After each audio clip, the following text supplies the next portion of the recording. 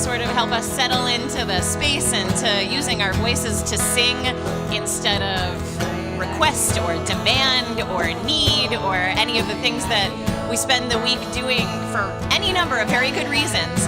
But this morning we kind of come here to rest, to be inspired, to learn, to celebrate. So join us.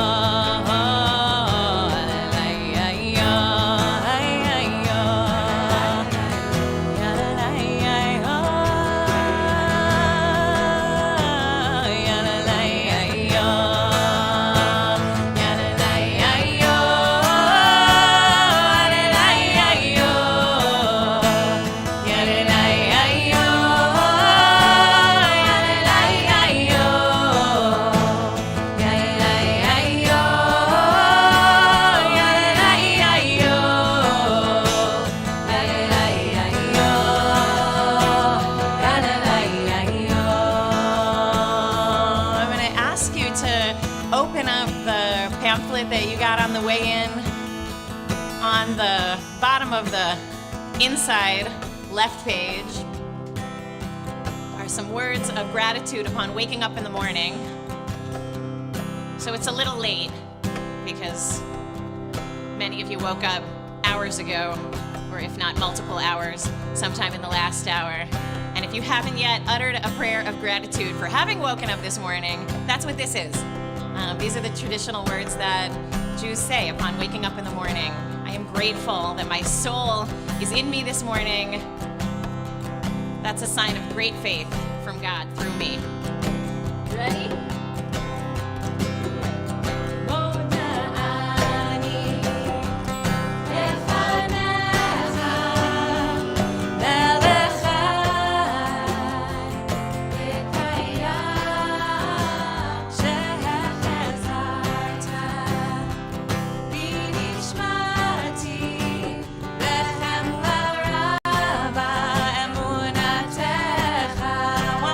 Modani, modani.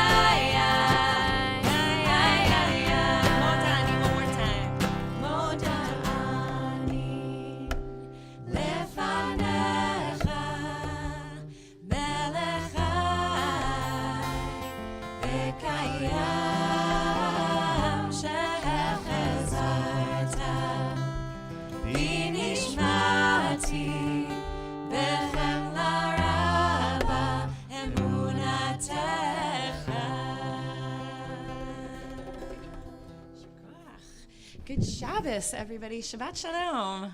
Shabbat shalom, Rabbi. Okay, wait, one more time. Okay. Good morning, everybody. Shabbat shalom. Good morning. Shabbat shalom. Oh, thank you. Hi, my name is Rabbi Lizzie Heidemann. You are at Mishkan, Chicago, at a Shabbat morning service. Not to single anybody out, but you won't be the only one. Raise your hand if this is your first Shabbat morning service ever. Ever. And then keep your hand up if it's your first Shabbat morning service. Well, actually, and put your hand up if it's your first Shabbat morning at Mishkan. Yeah, it's like a lot of us. All right. Welcome. We're so happy you're here. Welcome to this community. Welcome to everyone who is here to celebrate Alana Krut's bat mitzvah. Yay. Yeah, go for it. That's fine. She hasn't even done anything yet. What a great family. She did, actually. Are people in from out of town? Anybody? Yeah? Where are we here from? Milwaukee. All right. That's just like a slightly further suburb than Highland Park, right? Where else? Ohio? And where did you say?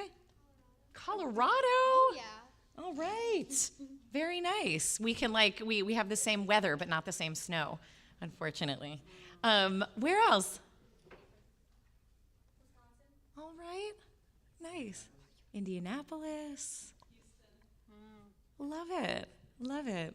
And so here you are on the north side of Chicago. So this community, Mishkan, we've been around for 11 years, and we're so grateful that Alana's becoming bat mitzvah with us this morning, and that we get to do Shabbat with you today, which is a unique experience in the history of the universe for all of us together in this room with this group of people. Shabbat, as you probably know, is the Hebrew word for the Sabbath. For Jews, it happens on Saturday, which I was 18 before I learned, and I grew up very much Jewish, but I didn't understand that Shabbat and Saturday are literally the same word. On the Jewish calendar in Israel, there's no different word like Saturday for Shabbat. It's just Shabbat. Everybody understands this day as a day of rest. And so what that means is we put away the things that are work to us. And so I don't know, what's work to you? Whether you're a kid or an adult, what represents the work week? That's like Sunday through Friday. Email. Oh, that's such a good one. Cleaning. Oh, yeah, don't do that today. What else? Homework? I don't know, just being productive. What I would say is anything that constitutes being a productive member of human society, on Shabbat, actually, the most powerful way that we demonstrate our worth in the world is not through what we produce. It's just through who we are. It's just through showing up and being present and being really present where we are, wherever we are. And so what that means is all of those things that are work to us usually get in the way of being fully present with the people we're with, if we're here to celebrate, if we're here to sing, if we're here to pray. And so I just want to invite you lovingly, gently, to just leave all of that stuff outside the room and to be present this morning, and to sing and to lean in. Many of the tunes you will hear or the prayers we will say may be unfamiliar, and that's okay, right? Like, Alana actually spent the last many, many months stretching those muscles of learning new things. We love it when kids do that, and as adults, we really resist stepping outside of our comfort zones because it feels, uncomfortable. And that's the only way we grow and learn. And so for all of you who are here today, I just want to say I'm excited for you. We're going to go on a journey together, and we're going to begin that journey with the presentation of a talit from Meredith's parents, from Alana's parents, Meredith and Jason, come on up. And they're going to present Alana with her first talis. And what I also want to say is if any of you want to grab one of your own, there are some on the back table, and you are welcome to take one and to practice wearing one today. So feel free, as they're speaking, to get up and go grab yourself a talit. All right, go ahead, go around. Can we start with the grandmothers? Sure. All right. No, your mom's. Yeah, let's do the blessings from the grandmas first.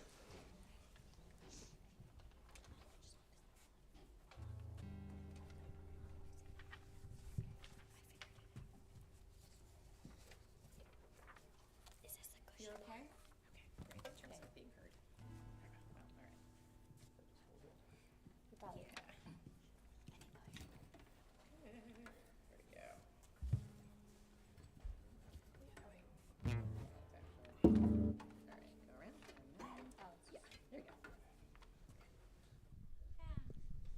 morning.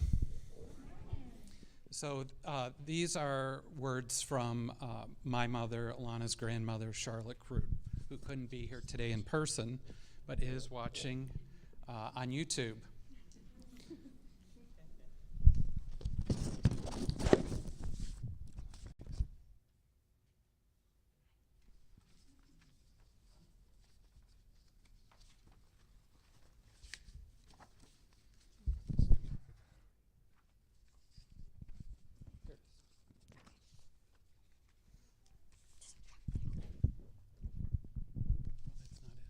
Okay. Sorry. All right, Mom, you want to start?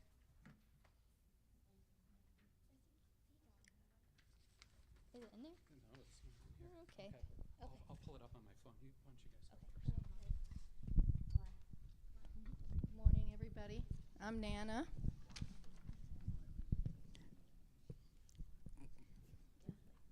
Mazel tov, Alana. No tears. You worked so hard to prepare for your bat mitzvah. The fun you'll have celebrating today comes with responsibilities. One is the responsibility to observe the rituals of our faith. Our prayers have meaning, and the candles on our table have lit our ancestors' path for thousands of years. Another responsibility relates to how we treat each other. Always have empathy for those less fortunate, and remember that even the smallest conscious act of kindness can make a difference in someone's life and in our community. These are things you are especially good at doing, Alana, and they will continue to be so important in living a committed Jewish life. God bless you and guide you always. I love you. There you go. Thank you. Okay. Here goes the mic. Okay, we're going over. My apologies. We've got it. Thank God for technology. I've got it on my phone. Sorry, Mom. This is from my mother to Alana. My dear Alana, I thank God for the blessing and the joy you are to me, and indeed to this whole family.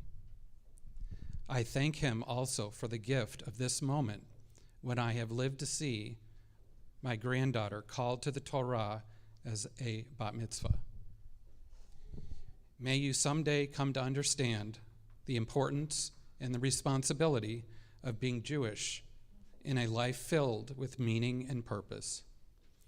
May you also know great joy and fulfillment, whatever path you may choose. May the God of Israel spread his sheltering presence over you, guide and protect you all the days of your life. His word is a lamp to your feet and a light on your path. Love, Yaya. Give her air hug. Yes. Okay, needle. I'll take it. She hold Take it. phone. Yep.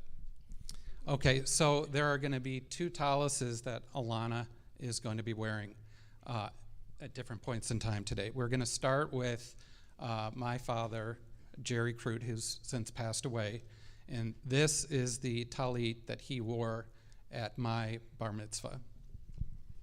I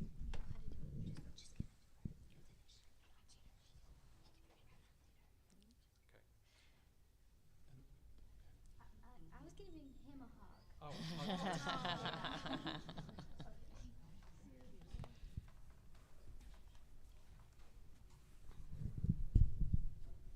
All right. You can hold it. Can anyone not hear me? This is the part where I don't cry. Oh, no. Are you doing that so I don't cry or so you don't cry? I cry when you cry, so Okay. don't cry. So this Alana Jillian is for Papa Joe, who you never got to meet,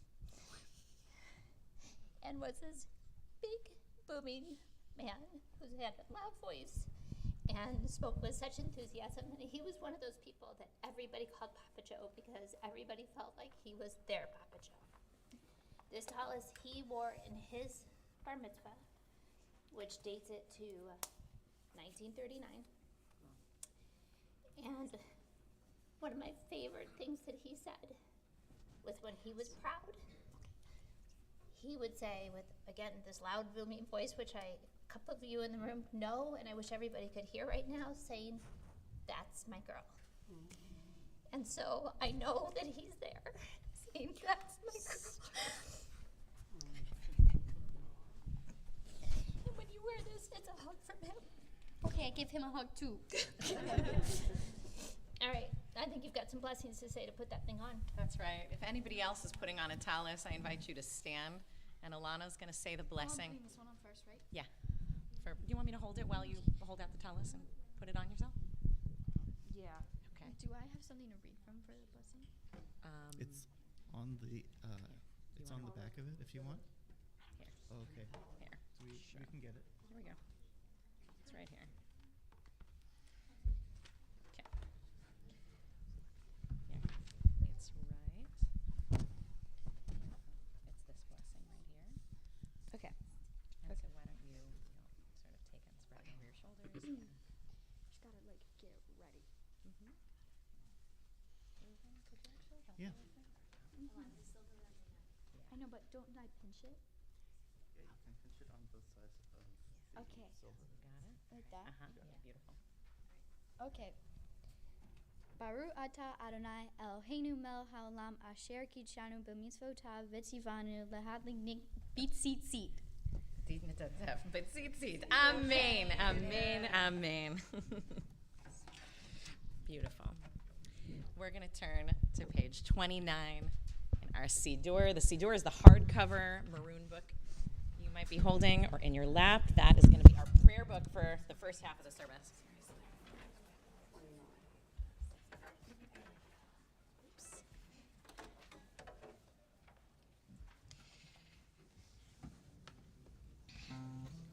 And the way that we use this Siddur, the prayer book, is that you'll notice there's a lot in it that we're not saying. There are hundreds and hundreds of prayers in here, culled from everything from the Torah and Psalms and ancient literature through modern poetry and modern prayers that were written in response to the creation of modern nation states and all kinds of things that didn't exist at the time of the culling of this prayer book together thousands of years ago. And so some of these things we'll do out loud as songs, and the words are right here for you to find. And then you may hear some of us or some people around you like mumbling words, like other words that are on the page. That's fine. You can do that. You don't have to do that. You could do that in Hebrew. You could do that in English. In prayer books in other countries, in a Russian prayer book, you'll see Hebrew and Russian. In a German prayer book, you'll see Hebrew and German. We believe God understands any language. So God understands sign language. So we encourage you to participate as we sing, but also as you feel moved from the words on the page and also from the words that are real to you right now in your own heart.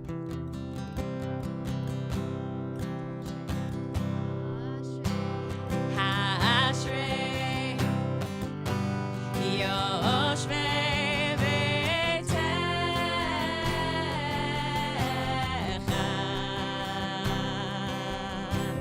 Od Yehalevucha Od Yehalevucha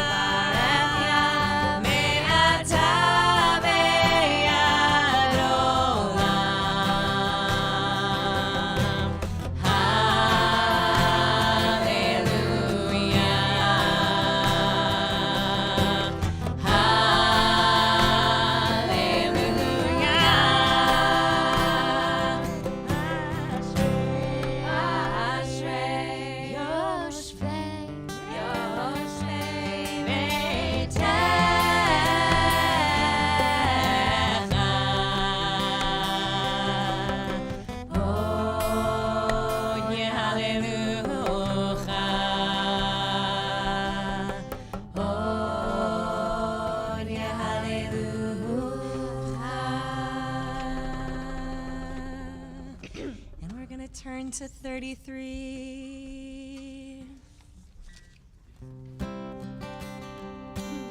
And I'm grateful this morning because we have the ability to capture what's going on and share it with the world. We're doing it on YouTube, which means if you want to go back and watch the service later, any part of it, you can.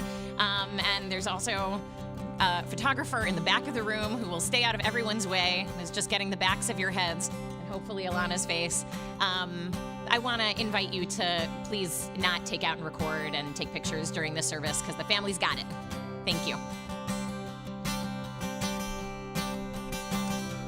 Hallelujah, hallelujah, hallelujah, hallelujah, hallelujah, hallelujah, hallelujah, hallelujah, hallelujah, hallelujah, hallelujah, hallelujah, El Bekocho.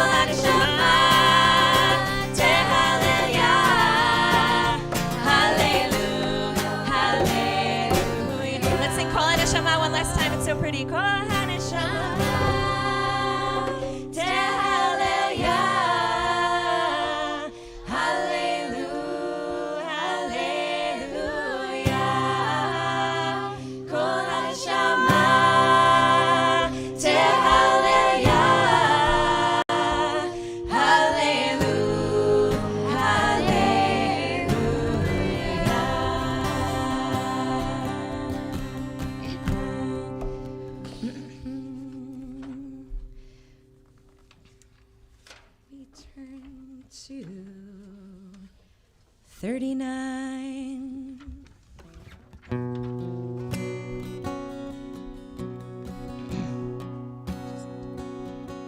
Behefi in the middle of the page.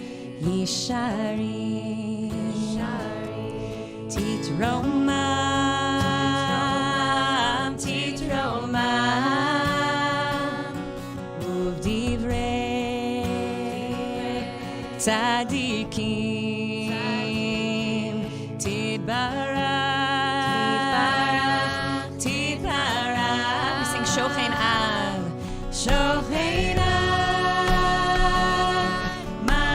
Marom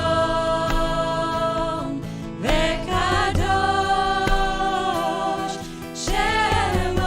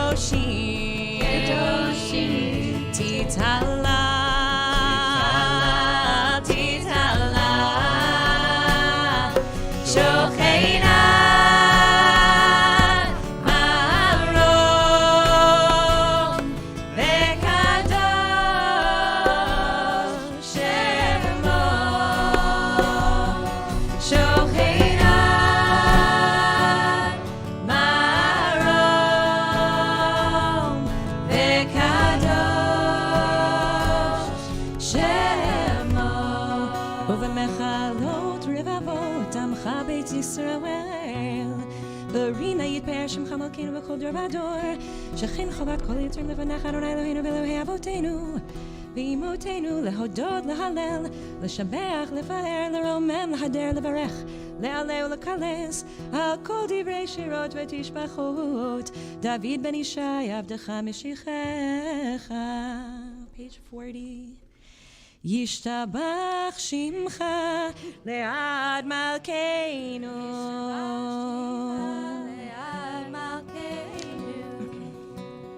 Our God and God of our ancestors, our words, our songs, our thoughts, our feelings, acknowledge your power, your sanctity, your greatness, and your glory. We bring you blessings and thanksgiving now and always. Baruch atah Adonai, El melech gadol v'tishbachot, El hahodaot, Adon haniflaot, Habocher b'shirei zimra, Melech achei ha'olamim. 41. Yitgadal v'yitkadash shemei rabbah, Ve'almad yivrach cherutei, ve'amlich malchutei, V'chayachon v'yomechon, U'chayei dechol beit Yisrael, Bagalav izman kariv, Imru Amen. Yehei shmei rabbah mevorach, Le'olam olam le'amaya, Yitbarach v'yishtabach, V'yitpa'ar v'yitramam v'yitnaseh, V'yithadar v'yithalev v'yithalal, Shmei dekudsha, Brichu, Le'ila min kol berchata v'shirata, Tushbachata v'nechamata, Damiran v'alma, V'imru Amen. We're on 42, and we are going to face east.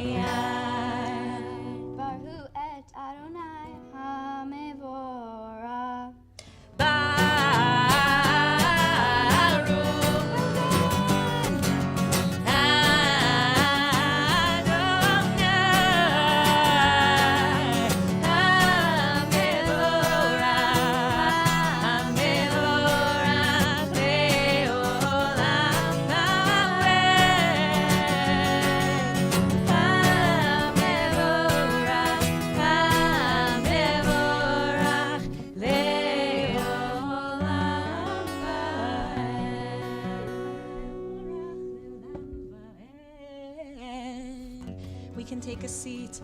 Baruch atah Adonai Eloheinu melech haolam, yotzer or uvorei choshech, osei shalom, uvorei et hakol.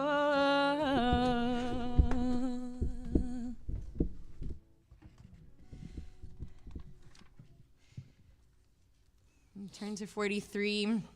This is where a lot of the beautiful poetry of the morning is. We just started a service called Shacharit, and Shacharit comes from the word for sunrise, Shachar, which is not what time it is right now. But this service is ideally done as the sun is rising and we're being awestruck by nature, which is why I think the Talmud says you should always pray in a room with windows, you know, because awe is a universal human experience, and that's what we're trying to tap into right now. And so it sometimes is the case, I know, when praying in what is probably a foreign language, that there are a lot of intellectual layers of distance between the human experience of awe at something powerful and majestic like a sunrise and sitting inside a room, you know, with exposed pipes and air, you know, insulation on the ceiling, and, you know, it's a little cloudy outside and it's not sunrise right now and we're praying in Hebrew.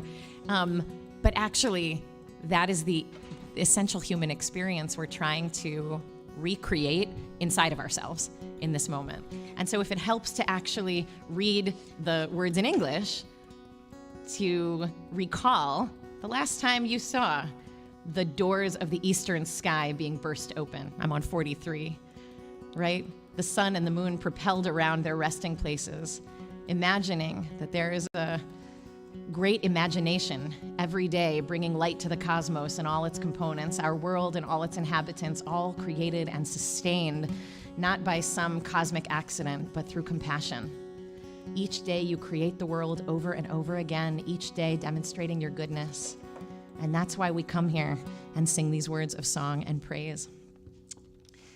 We turn to page 48.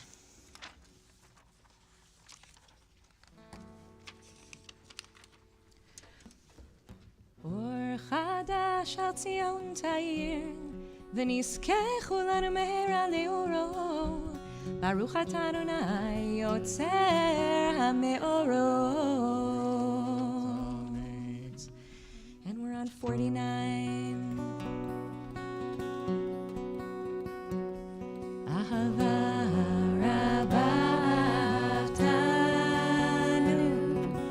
Adonai Eloheinu, chemla v'dola v'tera, hamalta aleinu.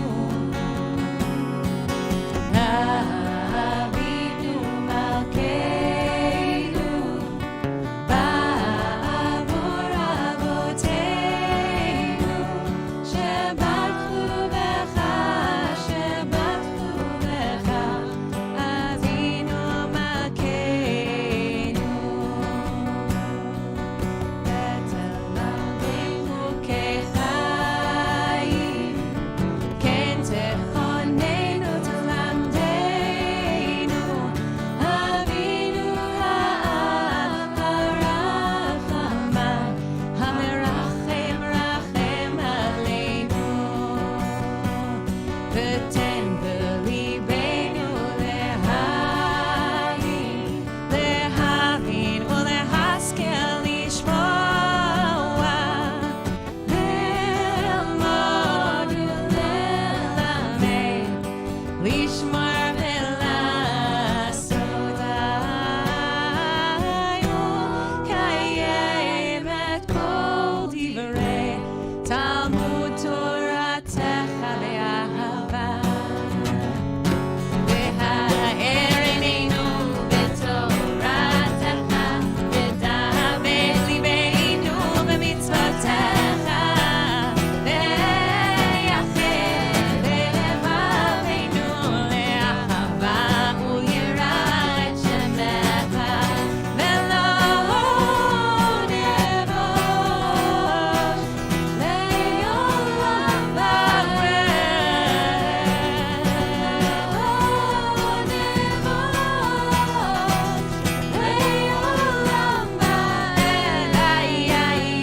כי בשם קודשך הגדול והנורא בתחנו, נגילה ונשמחה, נגילה ונשמחה ישועתך.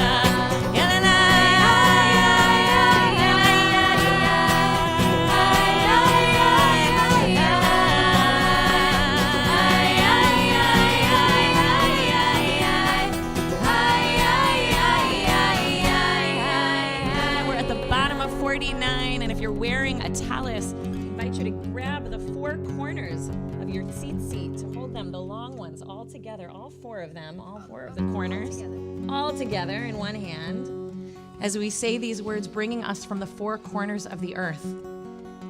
Ve'havienu le'shalom me'arba kanfot haaretz, ve'torichenu komemiyut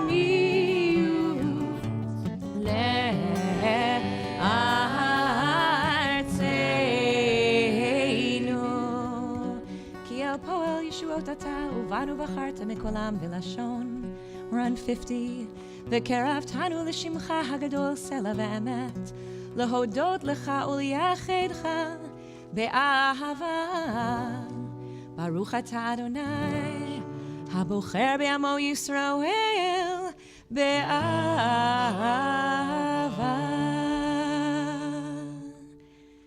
turn to 51. We'll close our eyes. We'll keep holding those tzitzit, and Alana will lead us in the Shema. Shema. Shema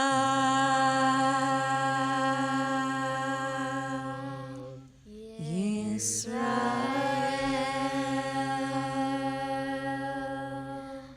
Adonai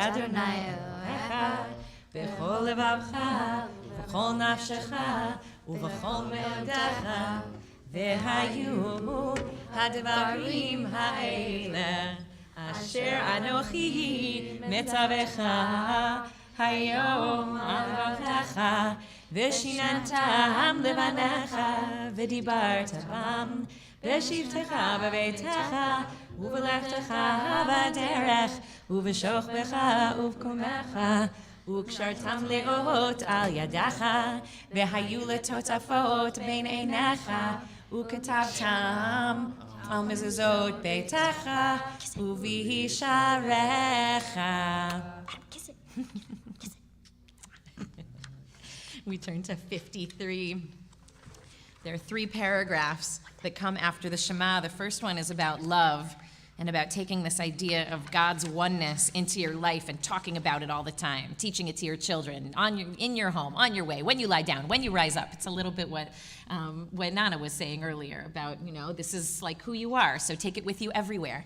But love is a sort of abstract concept, honestly. And so in this paragraph on 53, there's a different approach to how to remember who you are, and that is by wearing things and doing things that remind you that you are distinct, you are individual, you have a mission, and that is wearing these tzitzit.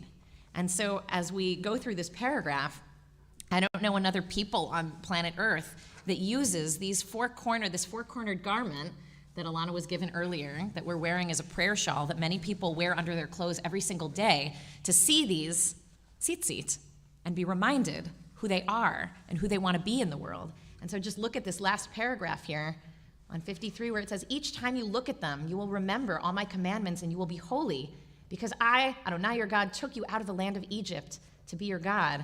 I am your God. I took you out of the land of Egypt so that you would be liberators too, so that you would do the work of compassion, the work of liberation, the work of justice that I started with you guys, but I didn't finish. So I need your help. So every time you hear the word tzitzit, go ahead and give it a little kiss. Vayomer Adonai el Moshe lemor, daber el bnei Yisrael, v'amarta aleihem, v'asu lehem tzitzit, al kanfei bigdeihem ledorotam, v'natnu al tzitzit, hakanaf petil techelet, v'haya lechem letzitzit, uritem oto, uschartem et kol mitzvot Adonai, v'asitem otam, ולא תטורו אחרי לבבכם ואחרי עיניכם אשר אתם זונים אחריהם למען תזכרו ועשיתם את כל מצוותיי והייתם קדושים לאלוהיכם אני אדוני אלוהיכם אשר הוצאתי אתכם מארץ מצרים להיות לכם לאלוהים אני אדוני אלוהיכם אדוני אלוהיכם אמן. We're going to find ourselves on 57. And I'll invite us to stand as we go into Micha Mocha. The words that the Israelites sang when they crossed to the far side of the Red Sea and realized that they were in fact free and now needed to figure out what to do with that freedom. But they were joyful. And so they sang, Tehilot le'el elyon baruch hu mevorach Moshe u'Miriam u'bnei Yisrael lechanu shira v'simcha rabah ve'amru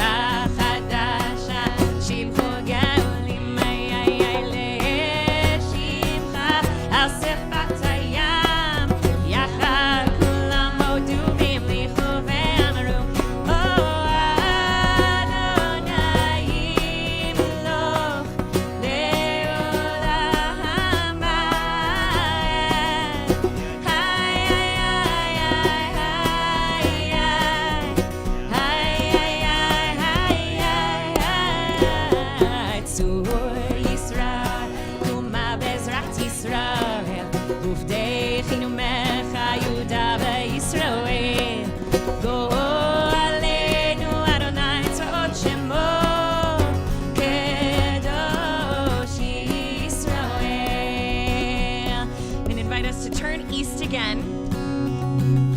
And in a moment, we're going to take 3 steps backwards and 3 steps forwards, and then begin what's called the Amidah, the standing prayer together. And then after we do a few of those blessings together, there'll be some quiet time, some quiet personal time. And you can follow the words in the book. There are many, as usual. If you keep flipping, there are a few pages. I want to say it's 67, but pages with prompts or provocations for personal blessings. If you need a little bit of help formulating your own words in that quiet space, and then we'll come back together. Baruch atah Adonai Gal Yisrael. If you're wearing a tallis, now is a nice time to sort of create a little personal prayer space underneath it, like this. Yeah. Let me take 3 steps backwards and 3 steps forwards. Not too big. Baruch atah Adonai Eloheinu ve'Elohei avotenu ve'imotenu Elohei Avraham, Elohei Yitzchak, Elohei Yaakov, Elohei Sarah, Elohei Rivka, Elohei Rachel, Elohei Leah, Ha'el Hagadol, Hagibor v'Hanora, El Elyon, Gomel Chasadim Tovim, V'Konei Hakol, V'Zocher Chazdei Avot v'Imahot, Umevii Gula Livnei B'neihem, Leman Shemo Be'ahava. 59. Melech Ozer Umoshia Umagen, Baruch atah Adonai, Magen Avraham Ufoked Sarah, Atah Gibor Leolam Adonai, Mechayei Beitim Atah Rav Lehoshia, Mashiv Haruach Umorid Hagashem, Mechalkel Chaim Bechesed, Mechayei Meitim Berachamim Rabim, Somech Noflim Verofech Oholim, Umatir Asurim, Umekayem Emunato, Lishenei Afar, Micha Mocha Bal Gevurot, Umido Melach, Melech Memit Umechayeh, Umatzmiach Yeshua, V'ne'eman atah la'chayot metim. We're on 60. Baruch atah Adonai, Mechayeh hametim. And the parts that are in bold, you kind of go up on the balls of your feet like the angels, and we all say together, Nekadesh et shemcha be'olam, kashem shemakdishim oto b'shmei marom, kakatuv al yad nevi'echa, lekarazel ze ve'amar, kadosh, kadosh, kadosh, Adonai tzvaot, melo kol haaretz kevodo, az bekol rash gadol, adir v'chazak mashmi'im kol, minasim lumat serafim lumatam, baruch yomeru, baruch kevod Adonai mimekomo.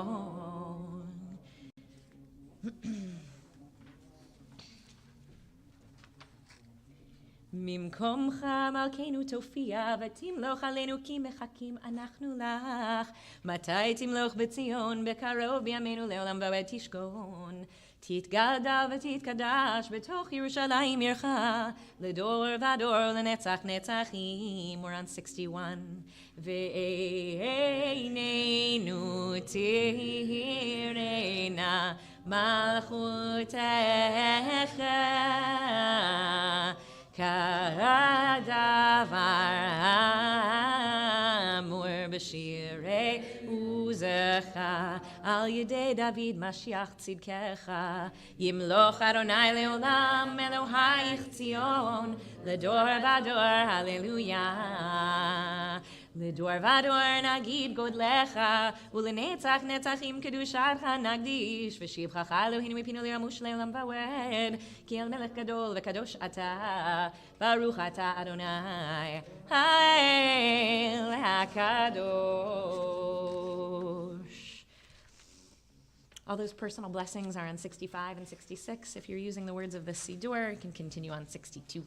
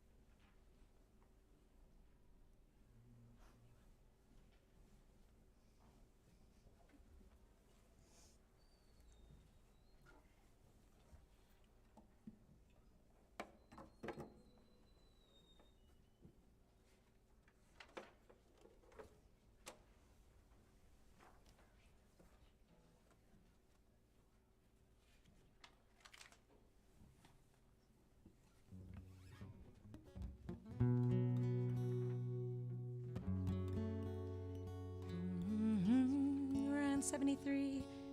Ose shalom bimrama. Hu yaseh shalom aleinu ve'al kol Yisrael ve'imru amen. Yaseh shalom, yaseh shalom, shalom aleinu ve'al kol Yisrael. Yaseh shalom, yaseh shalom, shalom aleinu ve'al kol Yisrael. Yaseh shalom, yaseh shalom, shalom aleinu ve'al kol Yisrael. Yaseh shalom, yaseh shalom, shalom aleinu ve'al kol yoshvei tevel. Yaseh shalom, yaseh shalom, shalom aleinu ve'al kol Yisrael. Ve'al kol yoshvei tevel v'imru amen. All right, good Shabbos, everybody. It is so nice to be with you. I feel like the room is warmer now, like actually temperature-wise, but also I feel like we warmed it up with goodwill and intention and music and prayer.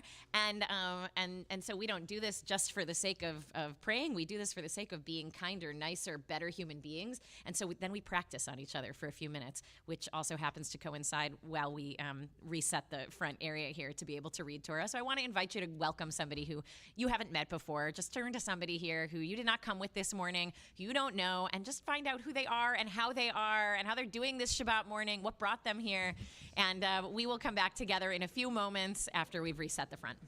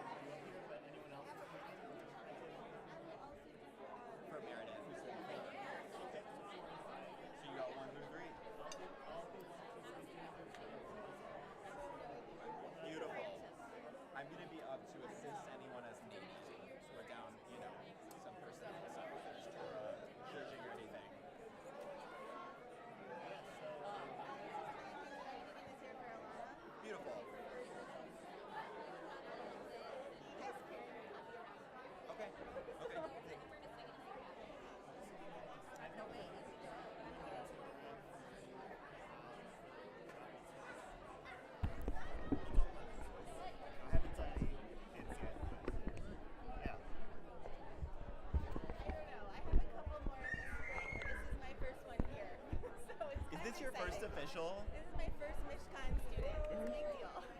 That's right. I didn't even think about that. Wow. Yeah, I mean, I've known the kids forever. But I know.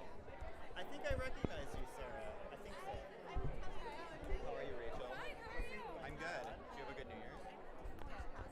Nice. How about you? It was low key. Yeah. What I wanted.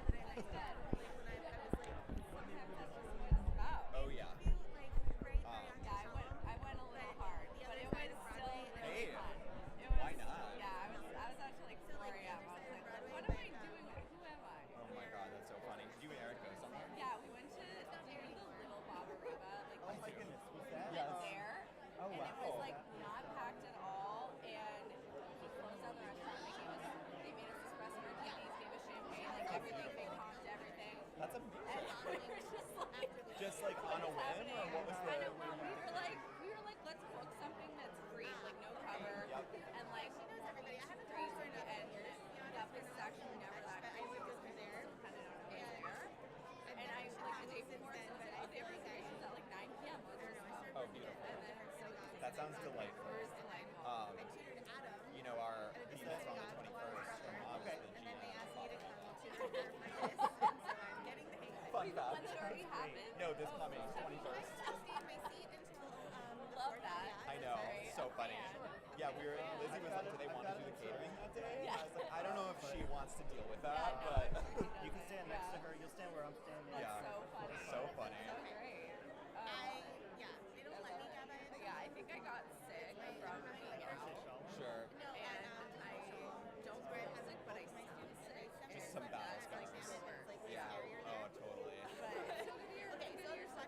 I agree. I'm not doing very much. It's going to be Lizzie Muslim. I'll be here to help. I know. But, like, Yeah, we're all just crawling it's into really it. just support. I know both of theirs because I talked to someone. So like they're in my brain. The other ones I looked She's at doing them her and thing. So she reading the last Saladina like picks an excerpt. Abstract So number. yeah, Unusually abstract something, numbers. but I don't know if it's the last line of.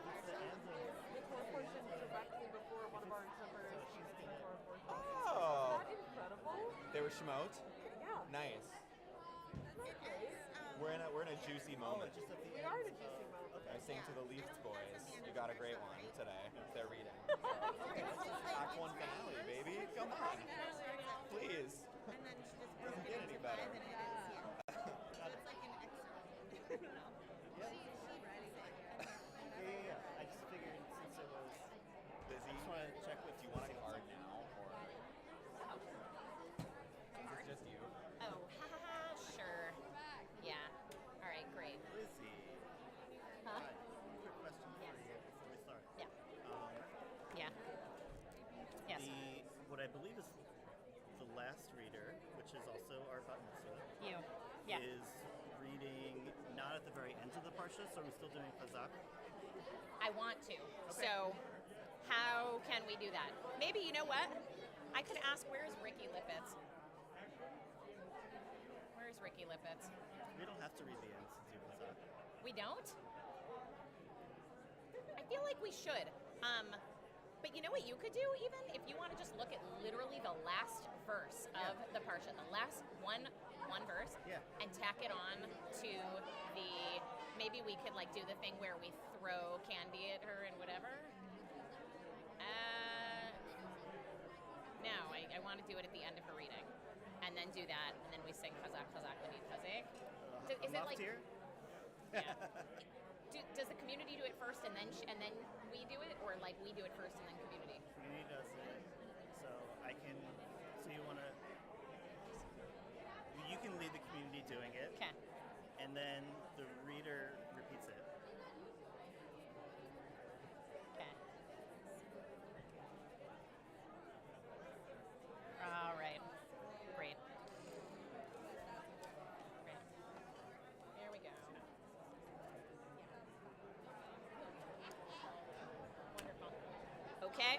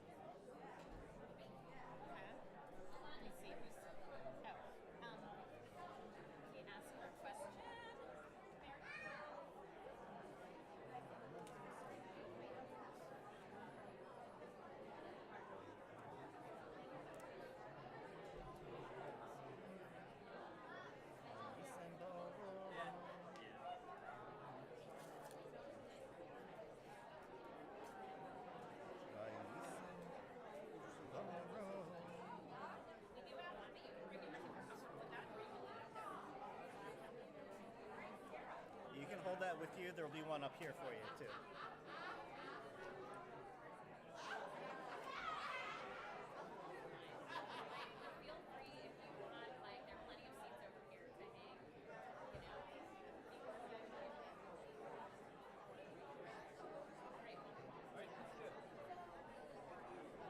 All right. Ready All right, to go. where do we have a bar mitzvah? Fired up. girl? Ready to go. Fired up. Fired up. Ready, Ready to go. Can I get Alana? Yes.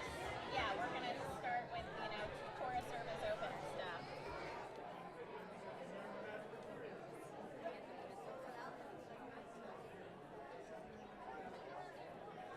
Great. Oh my God, she's amazing. All right, here we go. We are gonna. Oh, all right.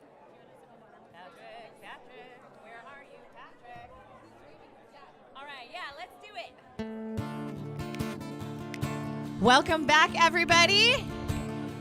If you can hear me out in the hallway, we are going to get started again.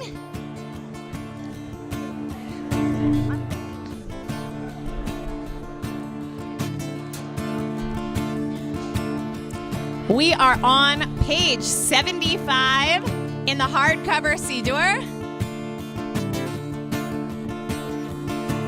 We are getting ready to take the Torah out of the ark, so we're kind of getting excited. Kick up the pace a little bit. We're on 75. Ein kamocha va'Elohim Adonai ve'ein kema'asecha malchutcha malchut kol olamim u'memshalcha bechol dor v'dor Adonai melech Adonai malach Adonai yimloch le'olam va'ed Adonai yoz le'amo yitein Adonai yivarech et amo b'shalom av harachamim היטיבה ברצונך את ציון, תבנה חומות ירושלים, כי בך לבב בטחנו, מלך אלרם ונישא, אדון עולמים.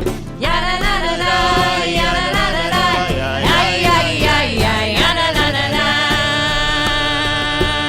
I want to invite up Linda Page to open the ark. And we're going to stand as the ark is open. You want to do your Torah?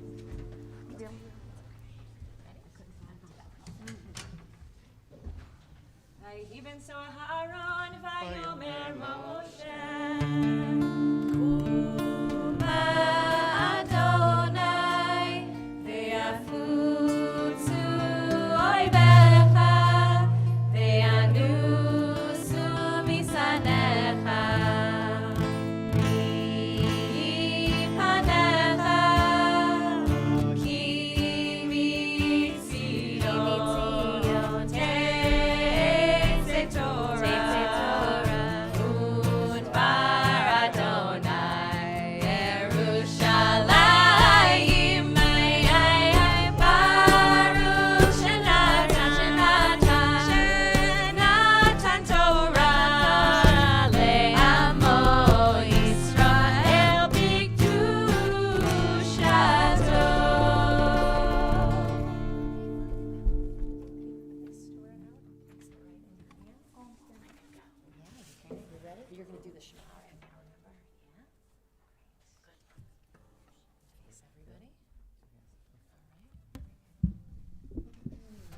All sing after Alana. Shema Yisrael, Adonai Eloheinu, Adonai Echad. Shema Yisrael, Adonai Eloheinu, Adonai Echad. Echad Eloheinu, Gadol Adonenu, Kadosh Shemo. Echad Eloheinu, Gadol Adonenu, Kadosh Shemo. Face the ark again. Gadol Adonai iti,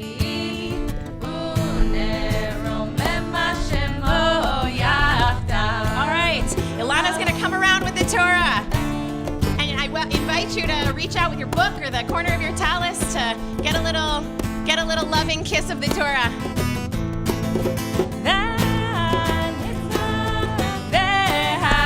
Otherwise, we're singing on 78.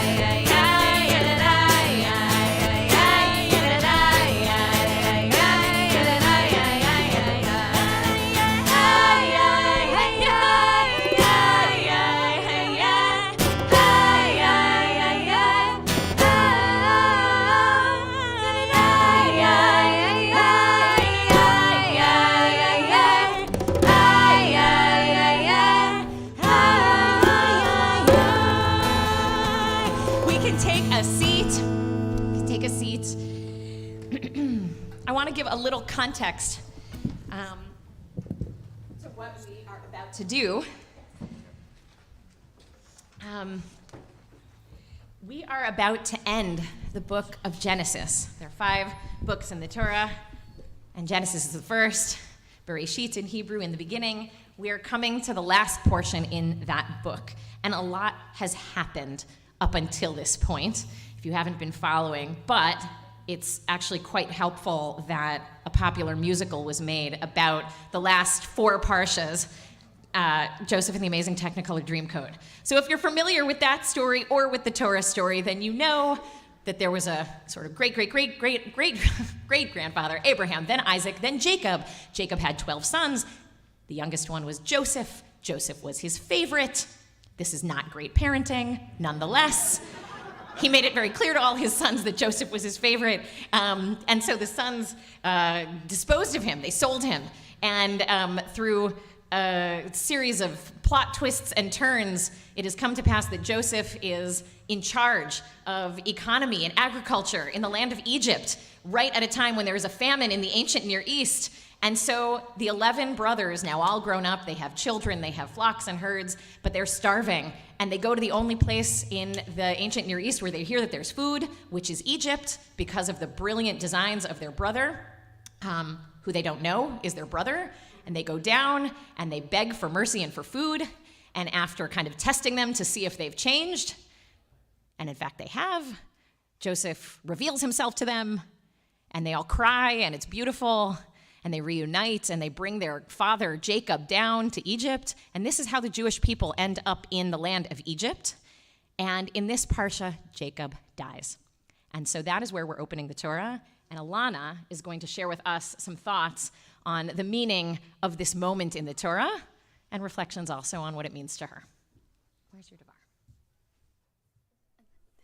No, your Devar Torah. You have it? If you don't, I can probably find it. Hang on. Okay.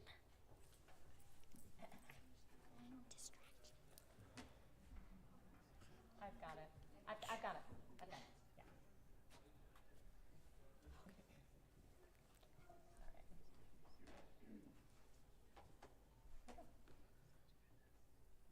Why don't you read it against this one? You want to put it there and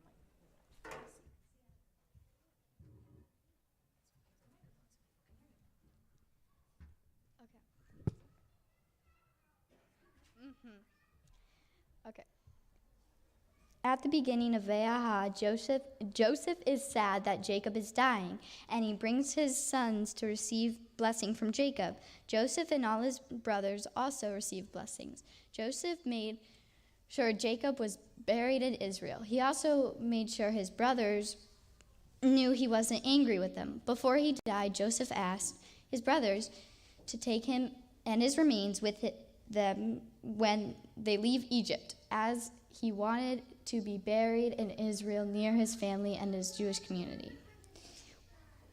One of them discussed the Parsha Ve'aha is community, and the importance of community around circle of life, like as a moving family birth of him in Israel.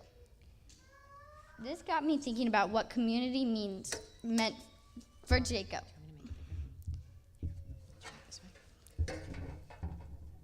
Okay. Okay. And what it means to young people like me today. What does Jewish community mean to us when we are not living in tribes, wandering between places like Canaan and Egypt, and each have our own day-to-day routines that are totally unique to us?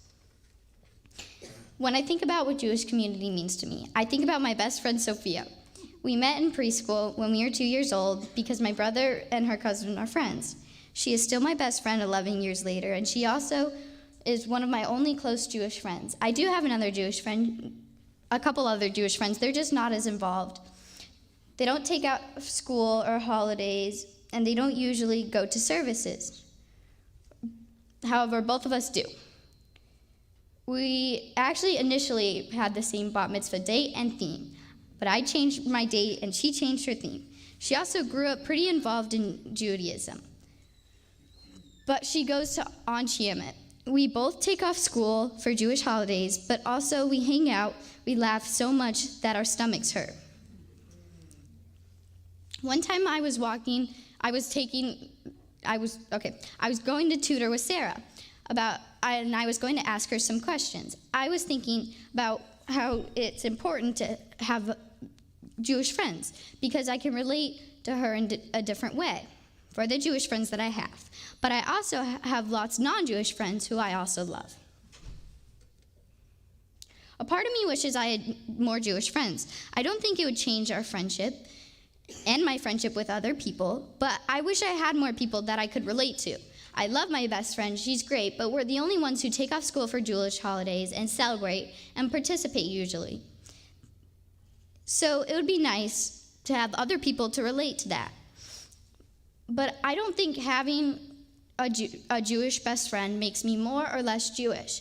Another thing that is important to creating a Jewish identity is learning about the history of the Jewish people, the things they have done, been through, and sacrifices they've made. Preparing for my bat mitzvah has strengthened my Jewish identity and helped me feel connected to my Jewish community. These are a couple things that revolve around my Jewish community. Many Jewish adults say that the beginning of a Jewish community is essential to being Jewish, what Jewish means to them. in my Parsha, Vahaye, Joseph asked his brothers to bury him in Israel, where his father is buried, because Jewish community is important to him. I don't think it is necessary for someone to have Jewish friends to feel a part of the Jewish community, or learning about Jewish history and participating in Jewish life are ways to feel connected. It is important to me that my family and members of my Jewish community are able to be a part of my bat mitzvah service today. Do you keep going? Was that the end? Mm-hmm. Okay.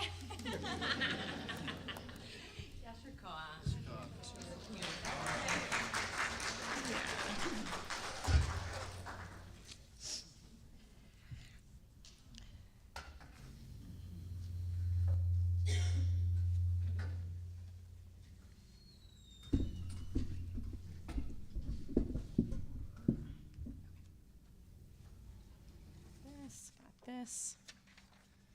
All right. So I want to thank in advance Izzy and Eitan and Sam Bernstein, who are all going to be reading Torah, and Meredith and Alana this morning. So I believe, Sam, are you reading the first Aliyah? So we call the sections of Torah reading in public having an Aliyah, which means to go up. So there's this sense of sort of like spiritual ascending, which is why in most synagogues there are stairs or a ramp to get to the bima.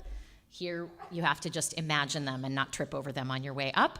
So for the first aliyah, it's considered an honor to take an aliyah, to bless the Torah. What we're going to see, oh, and by the way, where's the soft cover red book? Can I have a soft cover next time? Thank you. Oh, I needed that. We are reading from Parshat Vayechi, as Alana described, which begins on, did you say 294? Thank you. So 294 in the soft cover Eitz Chaim Chumash, this is the 5 books of Moses, the Torah. Should be the same, right? Yeah, I think it's the same. Yeah, it is. No, 293. For here? Or for both? Oh. Oh, it's going to be different in that one. Oh, but we're starting on 294. You're correct. Okay. You're correct. So Sam, where are you? Are you here already? Yes, right. All right. So what we're going to see, you are reading the last aliyah. Mm-hmm. So you could take a seat for right now if you want. Yeah. You want to sit next to Sarah? Yeah. We're going to be reading from chapter 48, verse 4. Which begins with Joseph going to his father, who is on his deathbed with his 2 children, Manasseh and Ephraim, and we begin to see Jacob blessing his grandchildren and then later his children. So I wanted to invite up for this aliyah. Sometimes we call people by name, sometimes we call people specifically for a particular honor, sometimes we want to honor experiences people are having. We will be honoring the experience of the bat mitzvah later on this morning. But as a community, what we're going to see in here is Joseph mediating between his children and his father. And I know in our community we have people, and when I say our community, I mean you here today, right now, even if it's your first time, people who are caring for aging parents. And people who are thinking about how to bring the legacy and the love of parents into the future, even as they are not as strong or as parental, maybe, as they once were. And so I want to invite up for an aliyah anyone who is caring for an aging parent to be seen, to know who else is doing the same thing in the community, to have a moment of recognition for what is hard and incredibly important life-giving work. So, ya'amdu, anyone caring for an aging parent, however you want to define it. And if any children here want to come up for your parent who's 51, that's fine. Come on up. Come on around. And Sam is going to show you where he's going to read from in the Torah. Here. Did you see where it begins in here? I believe Vayechi. Go Beretz Mitzrayim. Is that right? Or where are you starting? Oh, right. Just there. Okay. Come on in.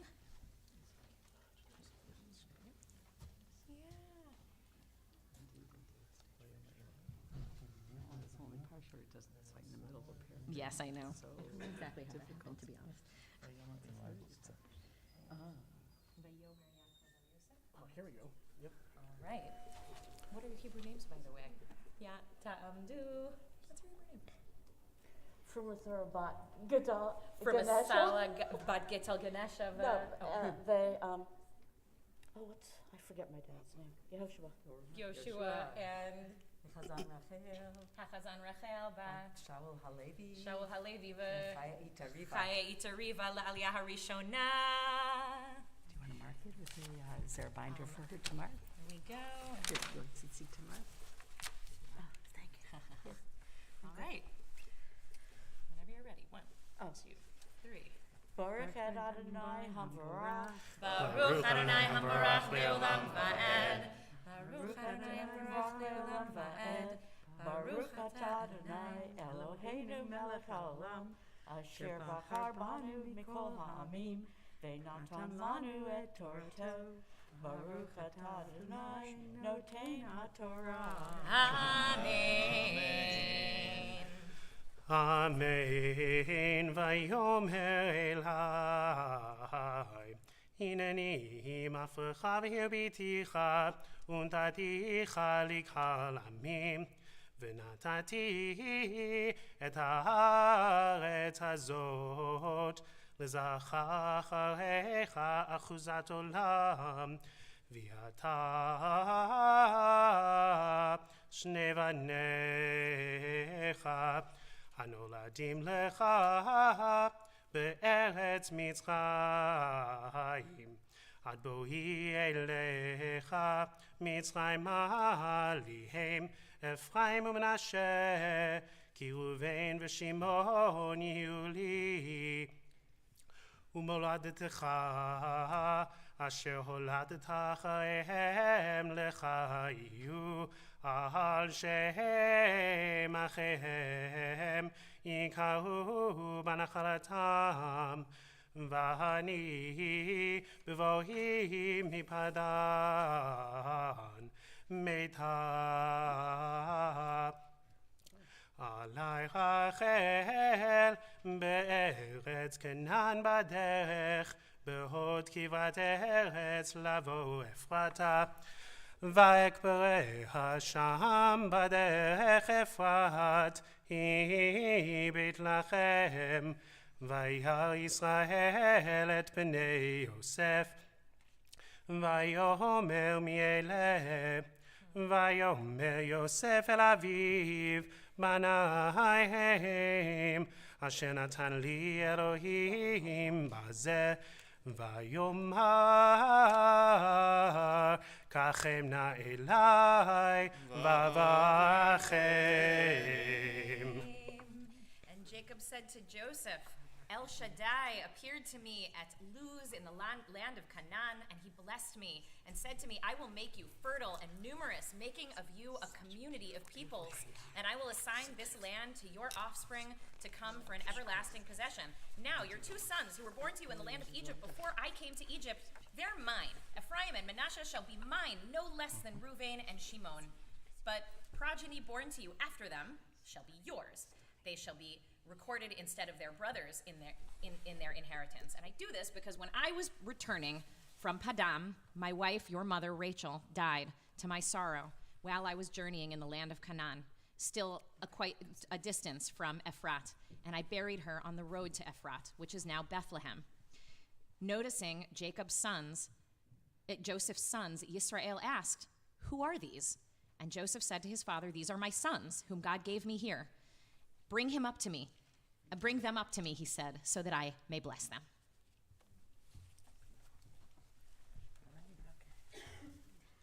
This one. Baruch atah Adonai Eloheinu melech haolam asher natan lanu et Torah emet v'chayei olam nata b'tochenu Baruch atah Adonai noten haTorah. Amen. And Yasher Koach, and may you be blessed with compassion and patience and love as much as you received, that you can give back for yourself, for your parents, and may you be strengthened. We say today at the end of our reading, Chazak, Chazak, V'nid Chazek, that we received strength and then we give it back. So may you be blessed with that. Amen, amen. So head this away. And for one of you stick around up here as I call the second Aliyah. Ya'amdu. All the folks from Beth Israel in Milwaukee who made your way to Mishkan this morning to daven with us. Li'aliyah Hashlishit. And Zoe Russick's parent. Oh, okay, good. Everybody, which includes mostly parents of Mishkanites, but not only. Come on up. And Izzy's going to show you where Izzy is reading from.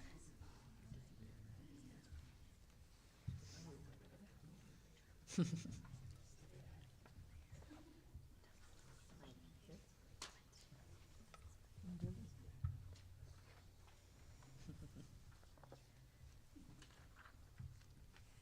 right, on the count of 3. 1, 2, 3. Baruch Adonai Habarach, Baruch Adonai Habarach Leolam Va'ed, Baruch Adonai Habarach Leolam Va'ed, Baruch Atah Adonai Elohim Melech Haolam, Asher Bachar Banu Mikol Hamim, V'natan Lanu et Torato, Baruch Atah Adonai Nosein HaTorah. Amen. We're at verse 10 on page 296. Amen. Bnei Israel kavdu umizoken lo yochal lirot vayagesh otam elav vayisak lahem vayachabek lahem vayomer Israel el Yosef re'o fanecha lo filalti vehine har'e oti Elohim vehine hera oti Elohim gam et zarecha v'yotze Yosef Otam me'im birkav, v'yishtachavu lapav arza, v'yikach Yosef, et shnehem, et Ephraim bimino mismo o Yisrael, v'et Menashe bismolo mimi Yisrael, v'yagesh elav.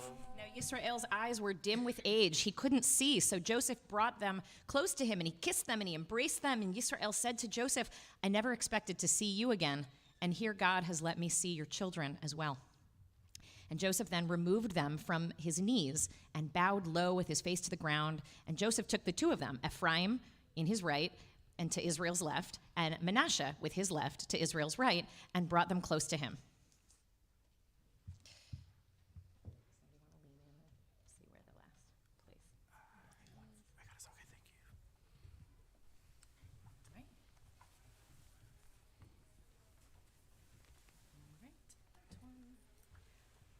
Baruch atah Adonai Eloheinu melech haolam, asher natan lanu Torah emes, v'chayei olam natan b'tochenu.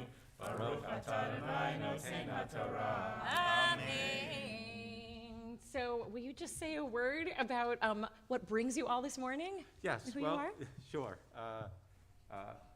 We've heard so much about the Mishkan community, and we participated from a distance via Zoom, and one of us, some of us have actually participated at one of your services before, and it's been on our agenda to come and share Shabbat with you, with in our case, our daughter Zoe and her son-in-law, her husband Adam, and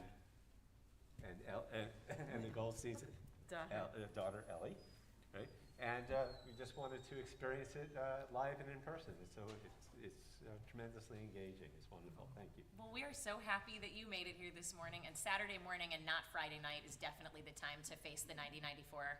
Yeah. To get to Mishkan for a service for 9:30 a.m. on a Saturday and not 6:30 p.m. on a Friday. And so you have proven your strength and your worth, and now next time you have to come on a Friday night. Yeah, exactly. And we love your daughters, and you have trained them well in being upstanding, righteous Jews. So Yasher Koach to you. And so if one of you would just stand up here while we call the third Aliyah.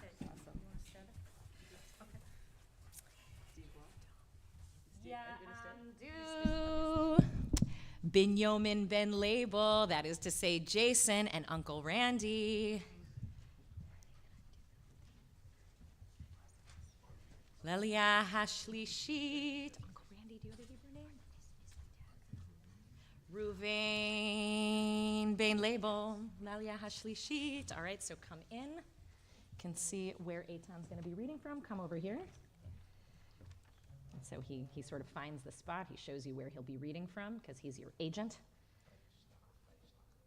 We're beginning at verse 14, which is on page 296. All right, here. Give a little kissy kiss. There you go. Oh, yeah. All right. All right.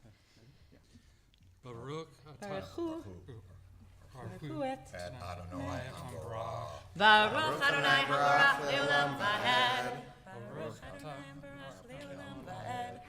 Baruch atah Adonai Eloheinu melech haolam asher b'karabanu mikol ha'amin v'natan lanu et Torato. Baruch atah Adonai noten haTorah. Amen. I lost my place again. There we go. Amen. Vayishlach Yisrael et yamino vayeshet al rosh Ephraim vehu hatzair v'tzimalo al rosh Menashe sichel et yadav ki Menashe habachor vayavarech et Yosef vayomar Elohim asher hitalchu avotai lefanav Avraham Yitzchak Elohim haroeh oti moadei ad hayom hazeh hamalach hagoel oti mikol ra yevarech et hanarim vayikra bahem shmi v'shem avotai Avraham v'Yitzchak vayidgu lerov bekerev haaretz. Bekerev haaretz. And Israel stretched out his right hand, and he put it on Ephraim's head, even though he was the younger one, and his left hand on Menashe's head, crossing his hands, although Menashe was the firstborn. And he blessed Joseph, saying, "The God in whose ways my father Abraham and Isaac walked, the God who has been my shepherd from my birth to this day, may the angel who has redeemed me from harm bless these children. And may they be recalled in my name and in the names of my fathers Abraham and Isaac, and may they be teeming multitudes upon the earth."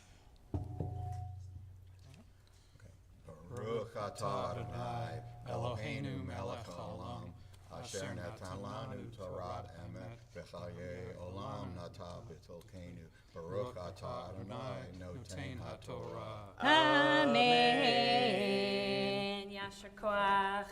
And you can just step right this way. I just want to acknowledge that you're Alana's dad and uncle, and that she has been guided by forces much greater than the tutoring that she has had from Sarah, which has been amazing, and from Eli, which has been amazing, and the coaching from Rabbi Dina, who is in Israel this week. No, this started much longer ago with you, Meredith, and with grandparents, and being shaped by family. And so I just want to acknowledge how powerful it is to stand as generations pass Torah and a sense of Yiddishkeit, of what it means to be Jewish, down from generation to generation. We're going to pause, actually, right now for a moment. We can place the cover on the Torah. We always do a blessing for healing. Oh, you can take a seat. We always do a blessing for healing while we're reading the Torah, because there's a sense of the strength that it takes to read Torah, the learning that it takes to read Torah, and that we don't do anything ritually or spiritually kind of just for the sake of checking it off a box. We do it for the sake of healing the world and for healing people. And so while reading Torah, we pause for a moment to turn our thoughts to people who need healing, to take the energy of the work that has been put into reading Torah this morning, to send it to people who need healing and love. And so if there is somebody you are thinking about this morning who needs love, who needs healing, who needs a prayer, I want to invite you to stand. And the words for this prayer are on page 82 in the other book, in the hardcover book. And so it's a lot of going back and forth on the lower right-hand side of the page, but you can also just sort of follow along and listen. And if there's somebody whose name you want to speak out loud, all of our energy goes toward their healing. Mi shebeirach avoteinu mekor habracha limotenu. May the source of strength, who bless the ones before us, help us find the courage to make our lives a blessing, and let us say Amen. We'll just start over here.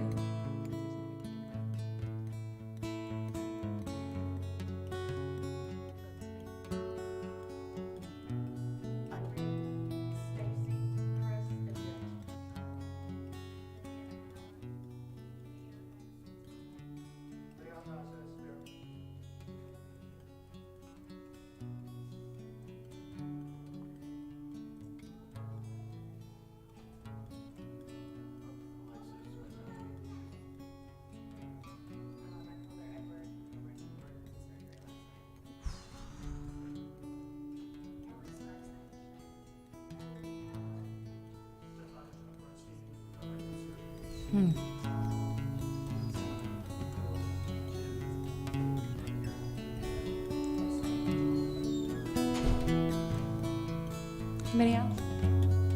Grandmother?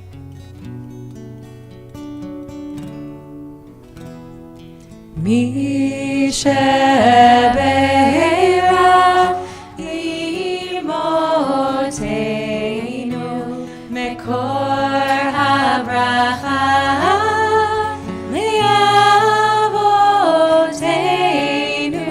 Bless those in need of healing with refuah shlema, the renewal of body, the renewal of spirit, and let us say Amen. Sending refuah shlema, a complete healing of body and mind and spirit, to everybody who you're thinking about this morning. Amen. Amen. All right. Ya'amod Ram Ephraim ben Binyamin v'Mirachana, which is to say Alana's brother Adam, and Meredith, who will be reading Torah la'aliyah ha'revi'it. Right. Not nearly the beautiful chanting that you just heard. Okay, hang on 1 second here. Great. Adam, do you know where you're reading from? Okay.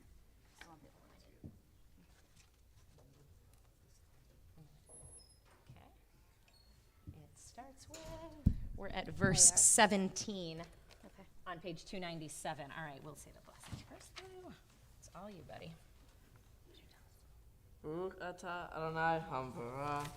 Baruch Adonai Barach Leolam Vaed. Baruch atah Adonai. Baruch atah Adonai. Hamvarach Leolam Vaed. Baruch atah Adonai. Eloheinu melech haolam asher bahar banu mimkol hamim. V'natalanu et Torato. Baruch atah Adonai. Noten Torah. Amen.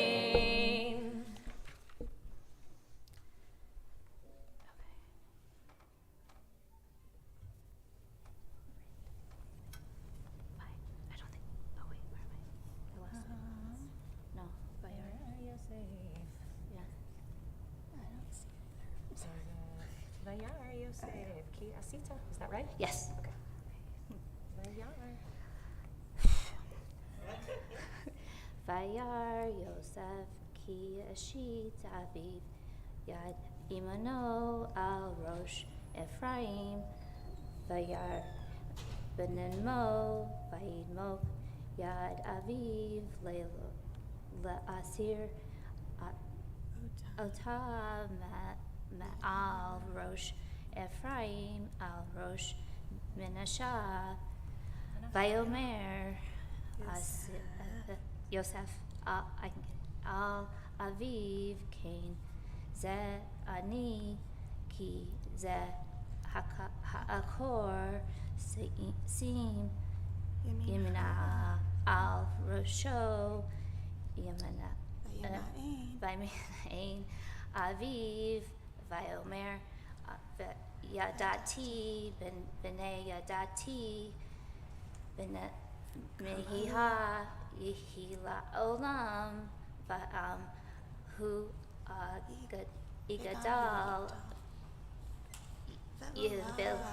Vilam Yahim Hakatov Yedita Mimino Vera O Yehi Ma'al Hagaloyim.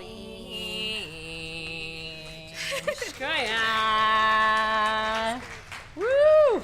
And when Joseph saw that his father was placing his right hand on Ephraim's head and his left hand on Menashe's head, he said, "No, not so, father." Joseph said to his dad, "No, the other one is the firstborn. Place your right hand on his head."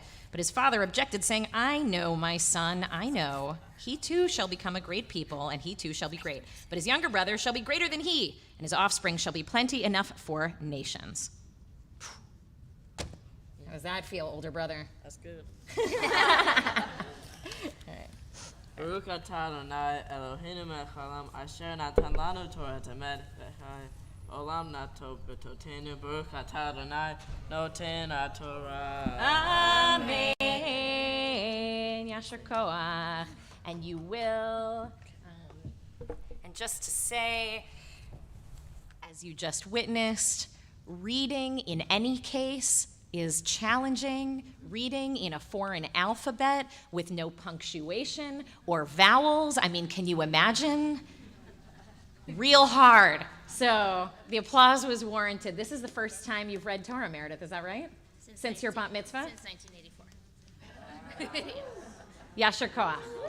That's really impressive. So stay up here. You can go over here. And ta'amod, ta'amod, ta'amod.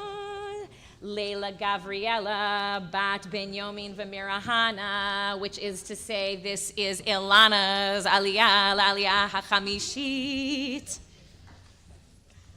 Come on up. All right, Sarah, you can show her where she is reading from. Is this a pen? No. Is this your yacht? It was my mom's. Oh, that's great. Okay. All right. We're beginning at verse 20, which is V'yivarchem.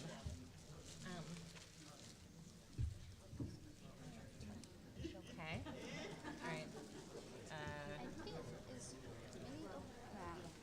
Well, wait a second. No, I don't think so. Okay, different Torah? Wait, but hold this here. Hold this here. Okay.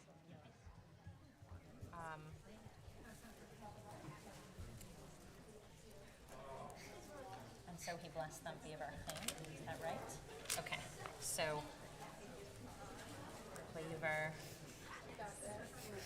V'yivarchem b'yom hahu. How does it go? Yes, that's it. V'yivarchem b'yom hahu lemor. Is that right? Okay. So that's where you're going to be. Is that correct? Yes, Lemor Bechad. That's Wait, right. I feel like I'm not supposed to touch it. Hang on, no, with the You with can the touch it yacht. with the yacht. Yeah. Fine. All right, and so here you go, girl. Are you ready? All right, just hold your fire, everyone, and don't eat it. She wants that one. Okay.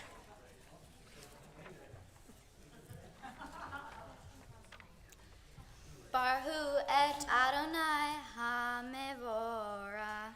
Baruch Adonai Hamvorach Leolam Va'ed. Baruch Adonai Hamvorah Leolam Va'ed.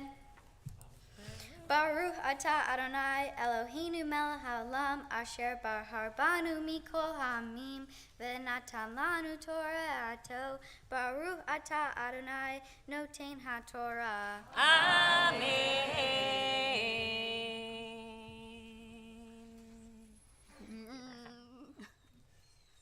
Vayarvarhem vayom hahu lemor beha Yivare Yisrael lemor Yesimha Elohim ke'Ephraim vehimnashe vayasem et Ephraim lifnei Menashe vayomer Yisrael El Yosef hine Anohi met vehaya Elohim imahem veheshiv ethem El Eretz avotehem va'ani natati leha Shehem ahad Eloheha asher lakati miyad ha'emori veharbi ufkashti.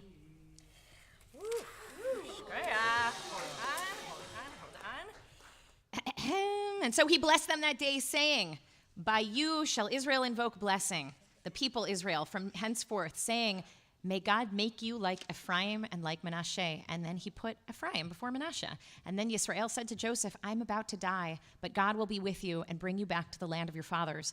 And now I assign to you one portion more than your brothers, which I wrested from the Amorites with my sword and bow. You want to bless?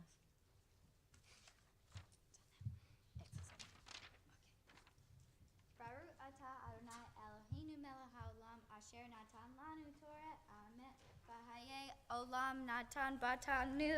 Baruch atah Adonai noten haTorah. Amen. Mazel tov.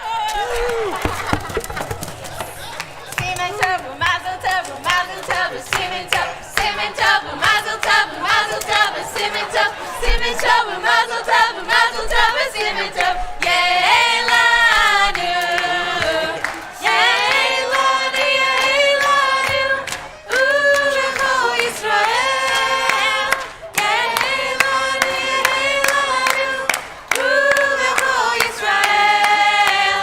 Yeilanu, yeilanu, ulecho Yisrael. Yeilanu, yeilanu, ulecho Yisrael. Simen tov, mazel tov, mazel tov, simen tov, simen tov, mazel tov, mazel tov, simen tov, simen tov, mazel tov, mazel tov, simen tov. Yeilanu, yeilanu, yeilanu, ulecho Yisrael. Yeilanu, yeilanu, ulecho Yisrael. Yeilanu, yeilanu, ulecho Yisrael. Yeilanu, yeilanu, ulecho Yisrael. Yasher koach. So, we have many words of blessing for you this morning. You've heard some from your grandmas and some from your parents. Rabbi Dina, who is staffing a honeymoon Israel trip, could not be here today, and I know you have had a really wonderful relationship with her over the last 2 years, and she sent words for you this morning, which I am going to read for you. Are they more ushi-gushi? Are they more ushi-gushi than your grandma's? Yeah, a little, She says, Mazel Tov, I feel so lucky to have watched you become a Jewish adult. From our first Starbucks date 2 years ago where we chatted about life to this moment where I know you made your whole circle of family and friends proud. You embody what I think of when I think of Jewish adulthood. You are curious and open-minded and also confident in your opinions. You see and value your place in the Jewish community and also think about what your Jewish future will look like. We are so blessed to count you as a member of our community.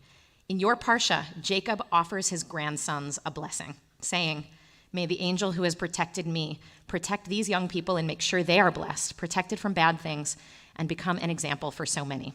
Alana, I hope that you will find Jewish adulthood to feel safe and good, and that so many people will continue to have a chance to learn from and with you. I'm so proud of you. Mazel tov. Shakach. And yeah, and just to say, as you read in your section, in your aliyah, Jacob, the grandfather, has a wisdom that his society at the time did not pay full attention to, which is that sometimes the younger kid has a lot to offer. Now, I'm not going to say more than your brother. However, at the time, the way that blessings were offered was that the oldest kid got most of it, and then what was left over, went to the other kids. And Jacob's big innovation, and the Jewish tradition's big innovation, was at the time saying, well, what if that actually isn't how the world should work? And what if the younger child has so much to offer the world that often gets passed over because all the attention goes to the older kid? Not that that would happen in your family, of course, or in any family with 2 children. I have 2 children myself, and I've seen this in action. And so I just want to bless you to know your power as who you are, and actually that the thing that might have seemed like, like it wasn't ideal, like being the not first kid, is actually exactly your power, exactly what makes you strong and great, because it teaches you a perspective in the world that nobody else has, and that actually comes from having an older sibling and from being the younger sibling. And it might be why you have so much personality, which is a good thing. Mm-hmm. So I want to have everybody stand here. And we're going to bless Alana with the blessing that she actually read. And we do this for every single bar and bat mitzvah. This is the blessing that often parents will give their children at the dining room table on Friday night, the blessing that priests offer to the people, ancient and in modern times. It's called the priestly blessing, but it begins with these words that we read today. So come on together close, and parents can wrap your, Yeah, it's all right. Here, I can just do you. Yisimchem Elohim ke'Ephraim v'chemenashe, and also Kasara, Rivka, Rachel, v'Leah. May God make you like Ephraim and Manasseh, and also like Sarah, Rebecca, Rachel, and Leah. May you walk in the steps of your ancestors, and also Yivarechecha Adonai v'yishmerecha, Ya'er Adonai panav elecha v'yichuneka, Yisa Adonai panav elecha v'yasem lecha shalom. May God bless you and guard you and keep you safe and healthy. May you shine your light bright in the world, and may God shine a path for you. May you be a peacemaker, and may peace follow you wherever you go. And we can all say, Amen. Amen. Can you hear that sound? May it be so. Give her a hug. So in a moment, we are going to raise the Torah and bring it back around the room. And so I actually realized that I failed to secure a hagba, a lifter. Is there somebody here, maybe from Milwaukee, who's got the hagba arms? Hey, Todd. Maybe. Todd. And if Oh yeah, Todd, you got the arms. well, I recommend, yeah. David. Have you done this before here? Wait, Todd is coming. David. Yeah. Oh, Todd's coming. Okay, good. Come. It's coordination between knees and lower back and upper back. I feel like this person's about to do a very hard job. Yeah. Yeah, you know it. Yeah. All right, you know it well. Wonderful. Yeah, do hagba v'golel. You all are gonna help wrap it, and let's put a chair right here. All right, great. You go, Todd, and you can like raise it and then here we go. Raise it and then twist. Oh yeah. Okay. Oh yeah. It's heavy. You want to pull the ends off the table to sort of have leverage. Mm-hmm.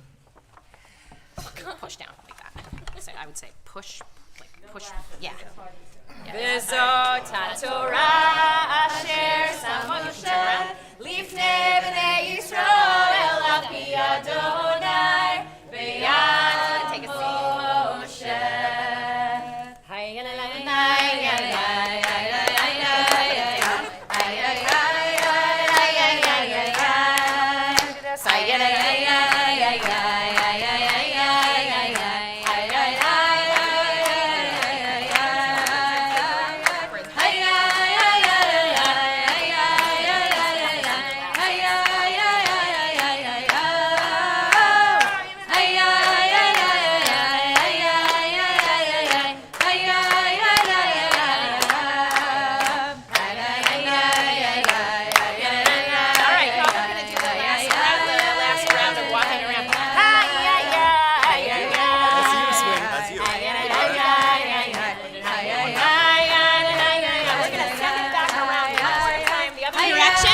Before putting the Torah back into the ark. Hi, thank you, Todd.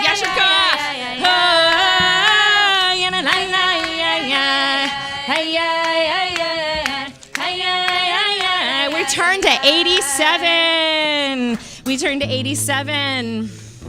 Oh, actually, when I said 87, I actually meant 90. Yeah, I meant 90. in the hardcover book. No, blah. Here we go. Mizmor leDavid, Havul Adonai Eli, Havul Adonai, Kavod Va'os, Havul Adonai, Kevod Shemo Yishach, Havul Adonai, B'Hatra Kodesh, Kol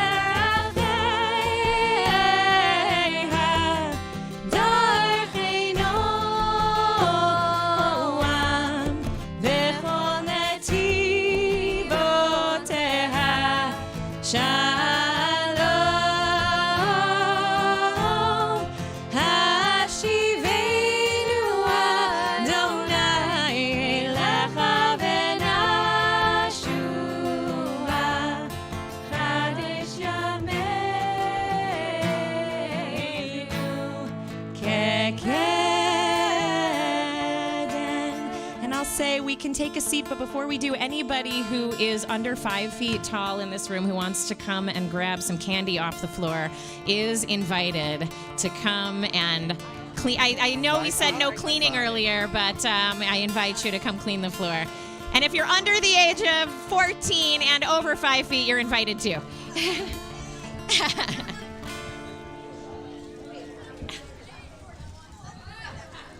Try not to hurt each other. And then return to your seat.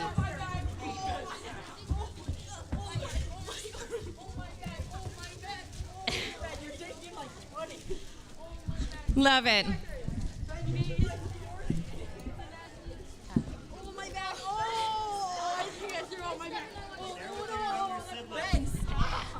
All right. So, the new year has begun, or 2023 rather, has begun, and I want to make sure. Oh, I actually have a question. Who is maybe here this morning because you said to yourself, in honor of 2023, I want to start doing more Jewish things? Anybody? Yeah, like even just one. Yashikwa, good for you. I'm proud of you. Don't just stop at this week, but I know you wouldn't. I see you all the time.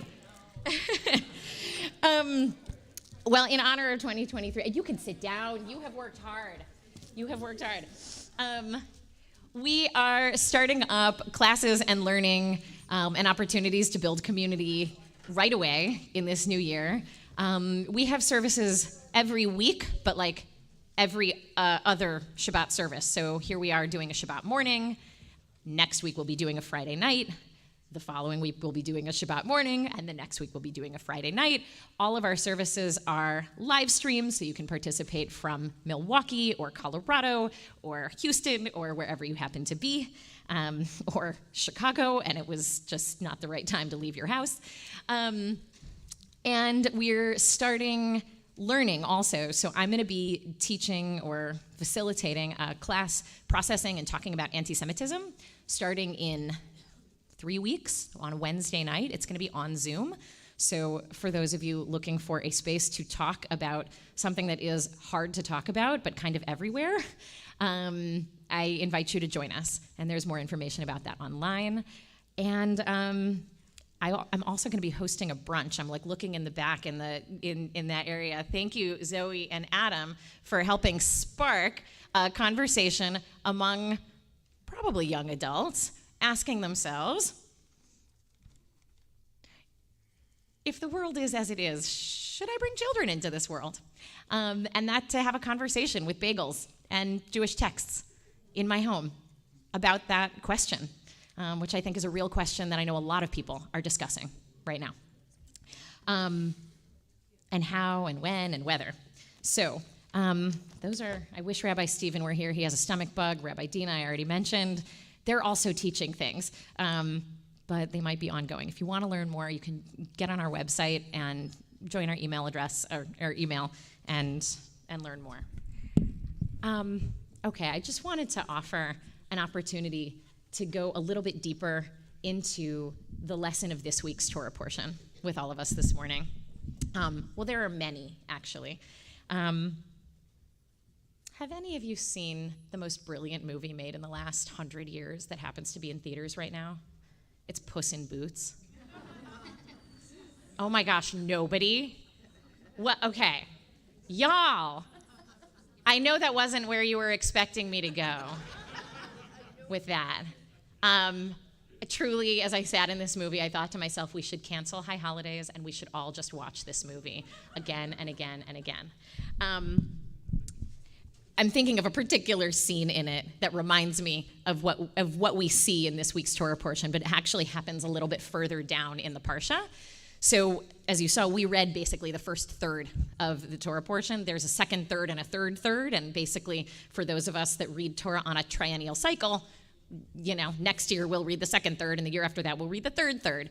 And in the third third, something happens with Joseph and his brothers, and I'll bring it back to Puss in Boots in a second. His brothers, Joseph's brothers, after Jacob dies, say to him, basically say to themselves, now that our father is dead, our brother's really going to take revenge. Like he was waiting until dad died to finally have out with us, all of the revenge and all of the negative feelings that he has to have been carrying, knowing that what we did to him. So hold that for a moment. We'll actually read it together. There's a scene in this movie where there's this like mangy little dog, this like scruffy dog with a funny snaggle tooth, and he is just relentlessly optimistic and positive. He is a stray dog. He does not have a family. And so he sort of attaches himself to this overconfident, arrogant cat, Puss in Boots. And they go on a journey together to, basically go answer the prayers of Puss in Boots, who is confronting his mortality as a cat because he has 9 lives, but 8 of them are gone. And so for the first time as a cat, he realizes that he only has 1 life. So like the metaphor about, the translation to humanity is not hard to find. And they're going on this journey, and the cat, or the dog is just so sunny, so positive. And Puss finally is like, how did you get to be like this? Like you clearly have had a hard life. Look at yourself. And the dog says, I used to have this family, and I was part of a litter, and the family loved to play hide and seek with me. They would put me out in the cold, and then I would find my way back in, of course. And then they would stick me in a dumpster and close the dumpster and run away. But of course, I would find my way back. And then eventually, they put me in a sock with a rock, and they tied up the sock, and they threw it in the river. What an amazing hiding place, right? And then I couldn't ever find them again. But it was so thoughtful of them because they gave me a rock to be my friend and this sweater that I'm wearing. And you in this moment realize with horror that the mangy little ragged shirt that he's been wearing was the sock that he was thrown into the river in, to be killed. But that somehow he has turned this into a blessing. He has turned this into a source of protection, like a badge of his resilience.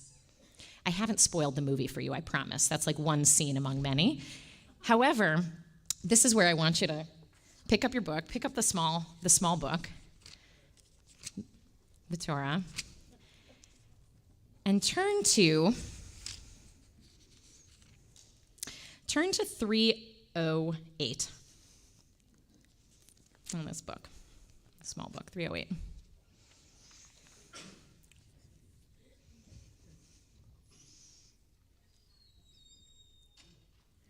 So knowing what Joseph's brothers did to him, which is to say, they were about to kill him, and then they decided, well, we don't really benefit from killing him. We should just sell him.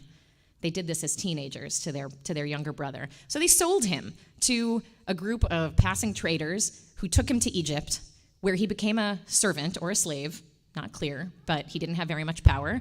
Then he was thrown in prison on false charges. He was accused of rape when actually the mistress of the house who was interested in him was disappointed that he wasn't interested in her, and she accused him of this crime, and he was, of course, thrown in prison, where he languished for years and years and years. And then through his dream interpretation, which was actually the thing that got him in trouble in the first place with his brothers, because he would say, I had this dream, and I dreamt that I was better than all of you, and they were like, really? Well, we'll show you who's better. But his ability to interpret dreams actually shows the other prisoners in the jail that he has a particular gift. And with this gift, he is put in front of Pharaoh because Pharaoh has some dreams he needs interpreted. And it turns out Joseph's interpretations are very wise. And not only can he interpret dreams, but he has ideas for the dreams portend famine. And so he says, I actually also have ideas about how you might deal with this famine.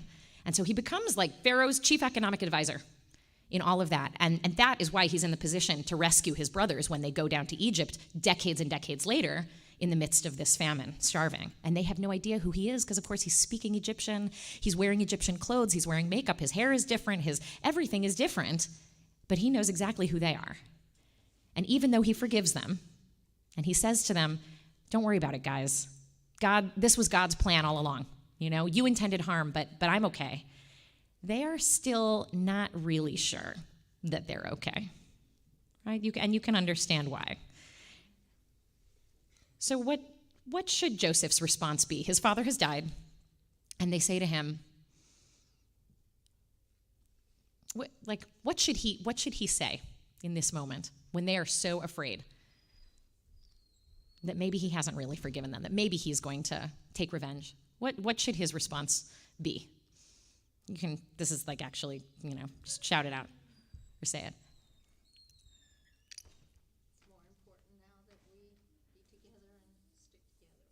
Nana says, yeah, it's more important now that we're together and we stick together. Would anybody blame him for being like, yeah, you know what guys like, dad's gone, now it's on? Could you imagine anybody behaving that way? In your own family? All right. No, of course not. No. Because this feeling of harboring resentment and also guilt on the other side, that's a very common experience. So let's see what he says. All right, we're at the bottom of 308. I'm just going to read it out loud. When Joseph's brothers saw that their father was dead, they said, what if Joseph bears a grudge against us and pays us back for all the wrongs we did him? And so they sent this message to Joseph. Before his death, your father left this instruction. So you should say to Joseph, forgive, I urge you, the offense of your brothers who treated you so harshly. Please forgive the offense of the servants of the God of your father. And Joseph was in tears as they spoke to him. His brothers went to him themselves and flung themselves before him and said, "We are prepared to be your slaves." But Joseph said to them, "Have no fear. Am I a substitute for God?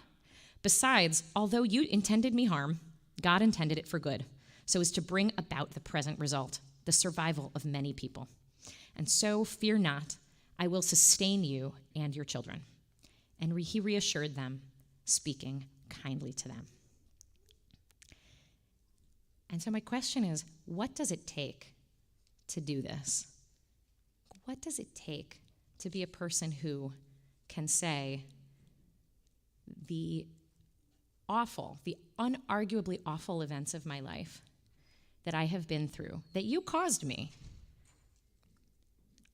I will forgive because I believe that God has a bigger plan. And I believe that even though you didn't know it and I didn't know it, we were all participating in the unfolding of God's plan. Is this something that you feel like the average person can do, or is Joseph some kind of a hero? Seriously. Yeah, no, go ahead, Tim. Yeah. Speak really loud. Yeah, so Rabbi Iggy from Shuba Center in New York challenges us to ask ourselves, like, how is this the best thing that's ever happened? Oh my God, that's very powerful and hard. A lot of us come from, not us, but a lot of people come from abusive families, right? Come from families of origins and aren't the greatest start. But they're able to take that and turn it into a greater good, whether they become social workers or lawyers or doctors, or they see the pain that causes them and then they carry that to the future. So for them, the best thing that ever happened to them was coming from that, right? And so if you're living in that context, I think it's really easy, because it's really easy to play the martyr for a lot of people, myself included. But if you choose, because it's a choice, and you can choose to be miserable and blame, or you can choose to see how the events of my life have shaped me, and oftentimes shapes the community around me. Because great things are started by people who see a need. Who see a need. Who have life experiences that tells them I'm not the only one. And so I really think that everybody can do that. It's just easier not to. It's more fun for me sometimes to be the martyr. To be a victim. And to be a victim. Yeah. But nobody's, in my world today, I'm not a victim. I'm a participant in my choices. I'm a participant in my life. There's like a leadership training. There's a leadership training paradigm called the drama triangle. And in the drama triangle, often when we're confronted with hardship, we take on the posture of victim. And the response, when you're the coach, talking with somebody who cannot get out of the mindset that this has been done to me, that I am on the receiving end of evil, of hardship, of pain, of trauma, and I get to be mad about it.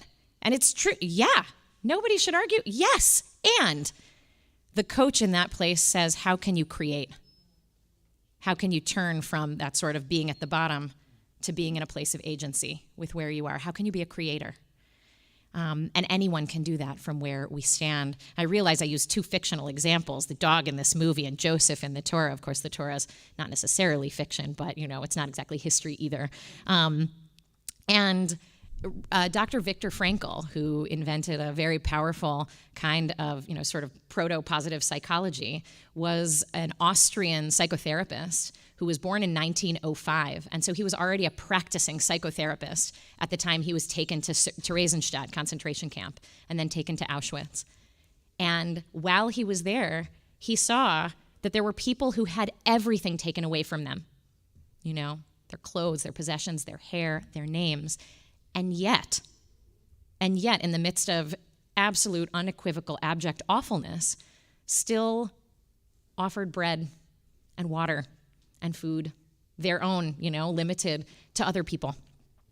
And he wrote this: those people may have been few in number, but they offer sufficient proof that everything can be taken from a person but one thing, the last of human freedoms, which is to choose one's attitude in any given set of circumstances, to choose one's own way.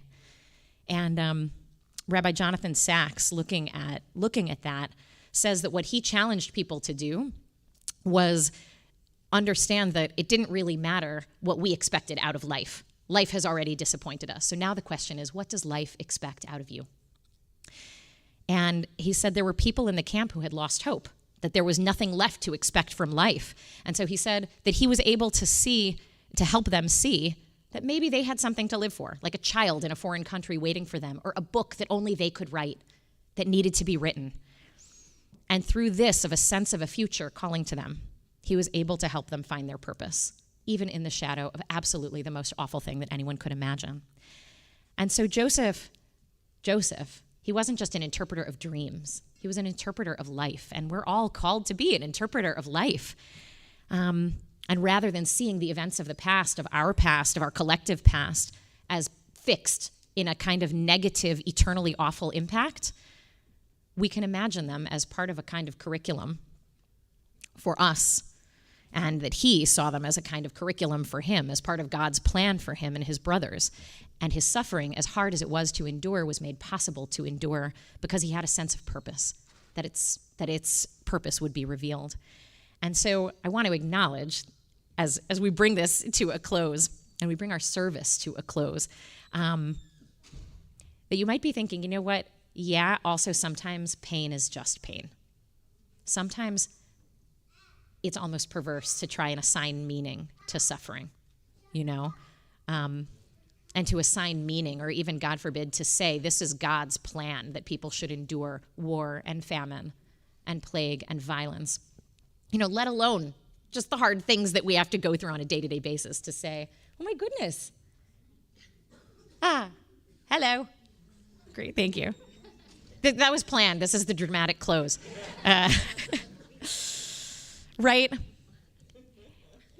And I think it's important to say, no one else can deign to tell you the meaning of your suffering. And like Job and Job's friends who try and explain to him why it must have been, that he lost his whole family, like to try and explain to Job why this happened to him. Those were not good friends. We shouldn't try and do that for other people either. Only each one of us can put together the pieces of our story. The philosopher Soren Kierkegaard says life is lived forwards, but only understood backwards. And so only each one of us, looking at the pieces and events of our lives, looking backward, can actually understand what it has meant for us. We can't do that for other people. We can try and help, but very often when other people try and help you in your moments of deepest suffering and say, oh, it's for this reason, that's actually not the most helpful thing. Every now and again they nail it, but most of the time it's like, thanks, I just needed you to be here with me, And each one of us can make sense of our lives as we look backwards. And the truth is that every survivor we know who is a heroic story of survival is just a person who underwent extraordinary circumstances, and therefore extraordinary powers were revealed inside of them that the truth is each one of us already has. So New Year's, this is our first Shabbat in the new year in 2023. These moments often come with a sense of possibility and optimism. Like if we start new habits, we can just leave the past in the past and start fresh. But I want to ask us how instead we can actually honor the past, honor the experiences of the past, the good and the abjectly awful, and not try to run away from them, but reframe them. The way that a different frame completely changes the picture inside of it, and reframe them lovingly so that the pain and challenges of the past can be a teacher, can be a classroom in which we practice being the versions of ourselves that God put us in this world to be. And I pray that for all of us in this coming year. Amen. And good Shabbos. And we are going to stand and bring our service to a close. We're on page 1. 808. עלינו לשבח לאדון הכל, לתת גדולה ליוצר בראשית, שלא עשנו כגויי הארצות, ולא שמנו כמשפחות האדמה, שלא שם חלקנו כהם, וגור עלינו ככל המונם, ואנחנו ומשתחווים ומודים לפני מלך מלכי המלכים, HaKadosh Baruch Hu. We're going to be at the bottom of 110. V'nemar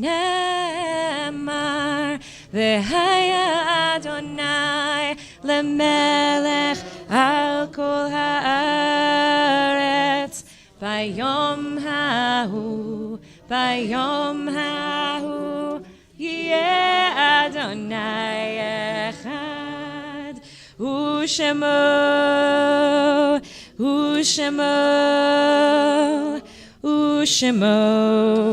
echad. All right. We are going to bless and send love to all of those who have come before us, who we would love to have been here with us today. And we go into Kaddish Yatom, which is Mourner's Kaddish, and remember anybody who you would like to remember this morning. Maybe they've died in the past month or year, or maybe you're just remembering them this morning. So if there's anybody whose name you want to say, I'll just sort of look around, and you can say out loud the folks you're remembering. You want to say? My grandfather's. My dad still needs to do the blessing for his dad. You said the blessing already, but you want to say whose tallis you're wearing?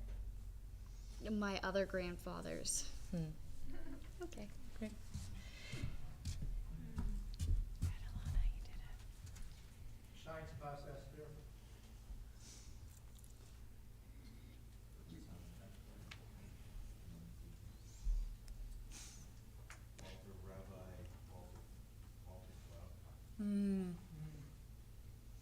And by the way, if you are not personally saying Kaddish, you don't have to be standing. But if you're remembering somebody this morning, go ahead and keep standing. Yeah, right here. You want to say the name? No? Okay.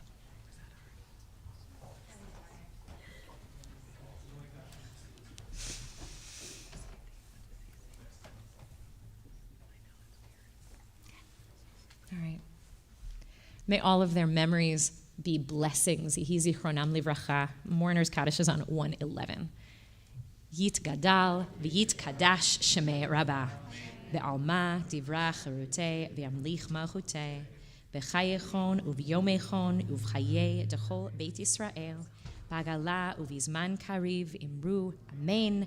Yehei shmei rabba mevorach leolam ulal me'almaya. Yitbarach v'yishtabach v'yitpa'ar v'yitromam v'yitnaseh v'yithadar v'yitaleh v'yithalal shmei dekudsha.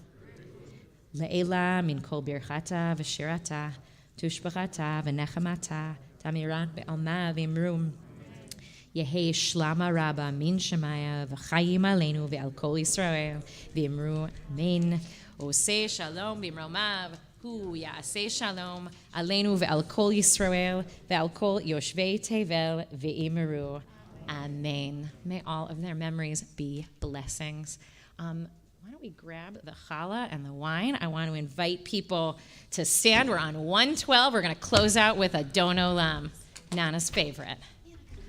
Adon Olam Hashem alach b'terem kol yetzir nivra le'ein asa b'chesto kol azay melech shemo nikra azay melech shemo nikra ve'acharei kichlot hakol levado yimloch norah Vehu haya, vehu hove, vehu yeh betifara, vehu yeh betifara, vehu echad ve'en sheni leham shelo ve'achbira, ve'li reishit, ve'li tachlit, ve'lo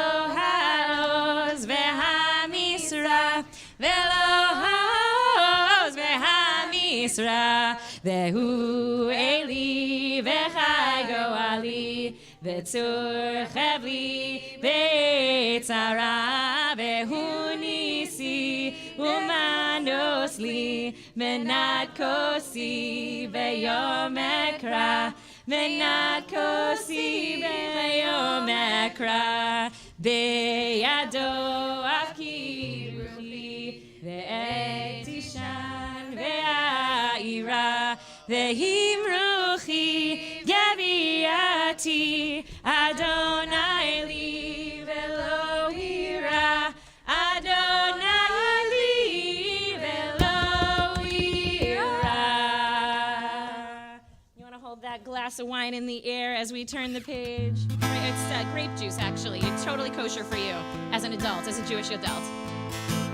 V'shamru b'nei Yisrael et ha-Shabbat, la'asot et ha-Shabbat ledoratam v'ritolam. V'shamru b'nei Yisrael et ha-Shabbat, la'asot et ha-Shabbat ledoratam v'ritolam. Beini uvein b'nei Yisrael, oti leolam, oti leolam. V'shamru b'nei Yisrael et ha-Shabbat, la'asot et ha-Shabbat ledoratam v'ritolam. Ki sheshet yamim asa Adonai et ha-shamayim ve'et ha'aretz. V'shamru b'nei Yisrael et ha-Shabbat, la'asot et ha-Shabbat ledoratam v'ritolam. Uvayom hashvi Shabbat vayinafash, Shabbat vayinafash, Shabbat vayinafash. V'sham last time b'nei Yisrael et ha-Shabbat, la'asot et ha-Shabbat ledoratam v'ritolam. Zachor et Yom HaShabbat lekodsho. Remember the Sabbath day and keep it holy. For 7 days it took God to create the heavens and the earth in our mythic imagination, but the big lesson there is that God, with God's big job, stopped and rested, and so can we. Al ken berach Adonai et Yom HaShabbat v'yikadshehu savri v'chaim. Baruch ata Adonai Eloheinu melech haolam, borei peri hagafen. Amen. And so after we bless this bread, I'm going to hand it to Alana, and she's going to eat it and then share it. Okay. Baruch atah Adonai Eloheinu melech haolam, hamotzi lechem min haaretz. Amen. Shabbat shalom. Yasher koach. And so as we were going to close out with one last Oseh Shalom, one song, and I'll invite everyone into the hallway where there is lunch. Thank you to Alana's family for feeding us all today. And as we set up tables and move chairs over by the tables, I ask you to either be helpful and move chairs or get out of the way of people moving them. Let's move it up a little. Oseh Shalom Bivromav, Hu Yaseh Shalom Aleinu. Alana, you can pass it off to anybody who you want. Ve'al kol yoshvei Tel ve'imru Amen. Yasher koach Alana. Oseh Shalom Bivromav.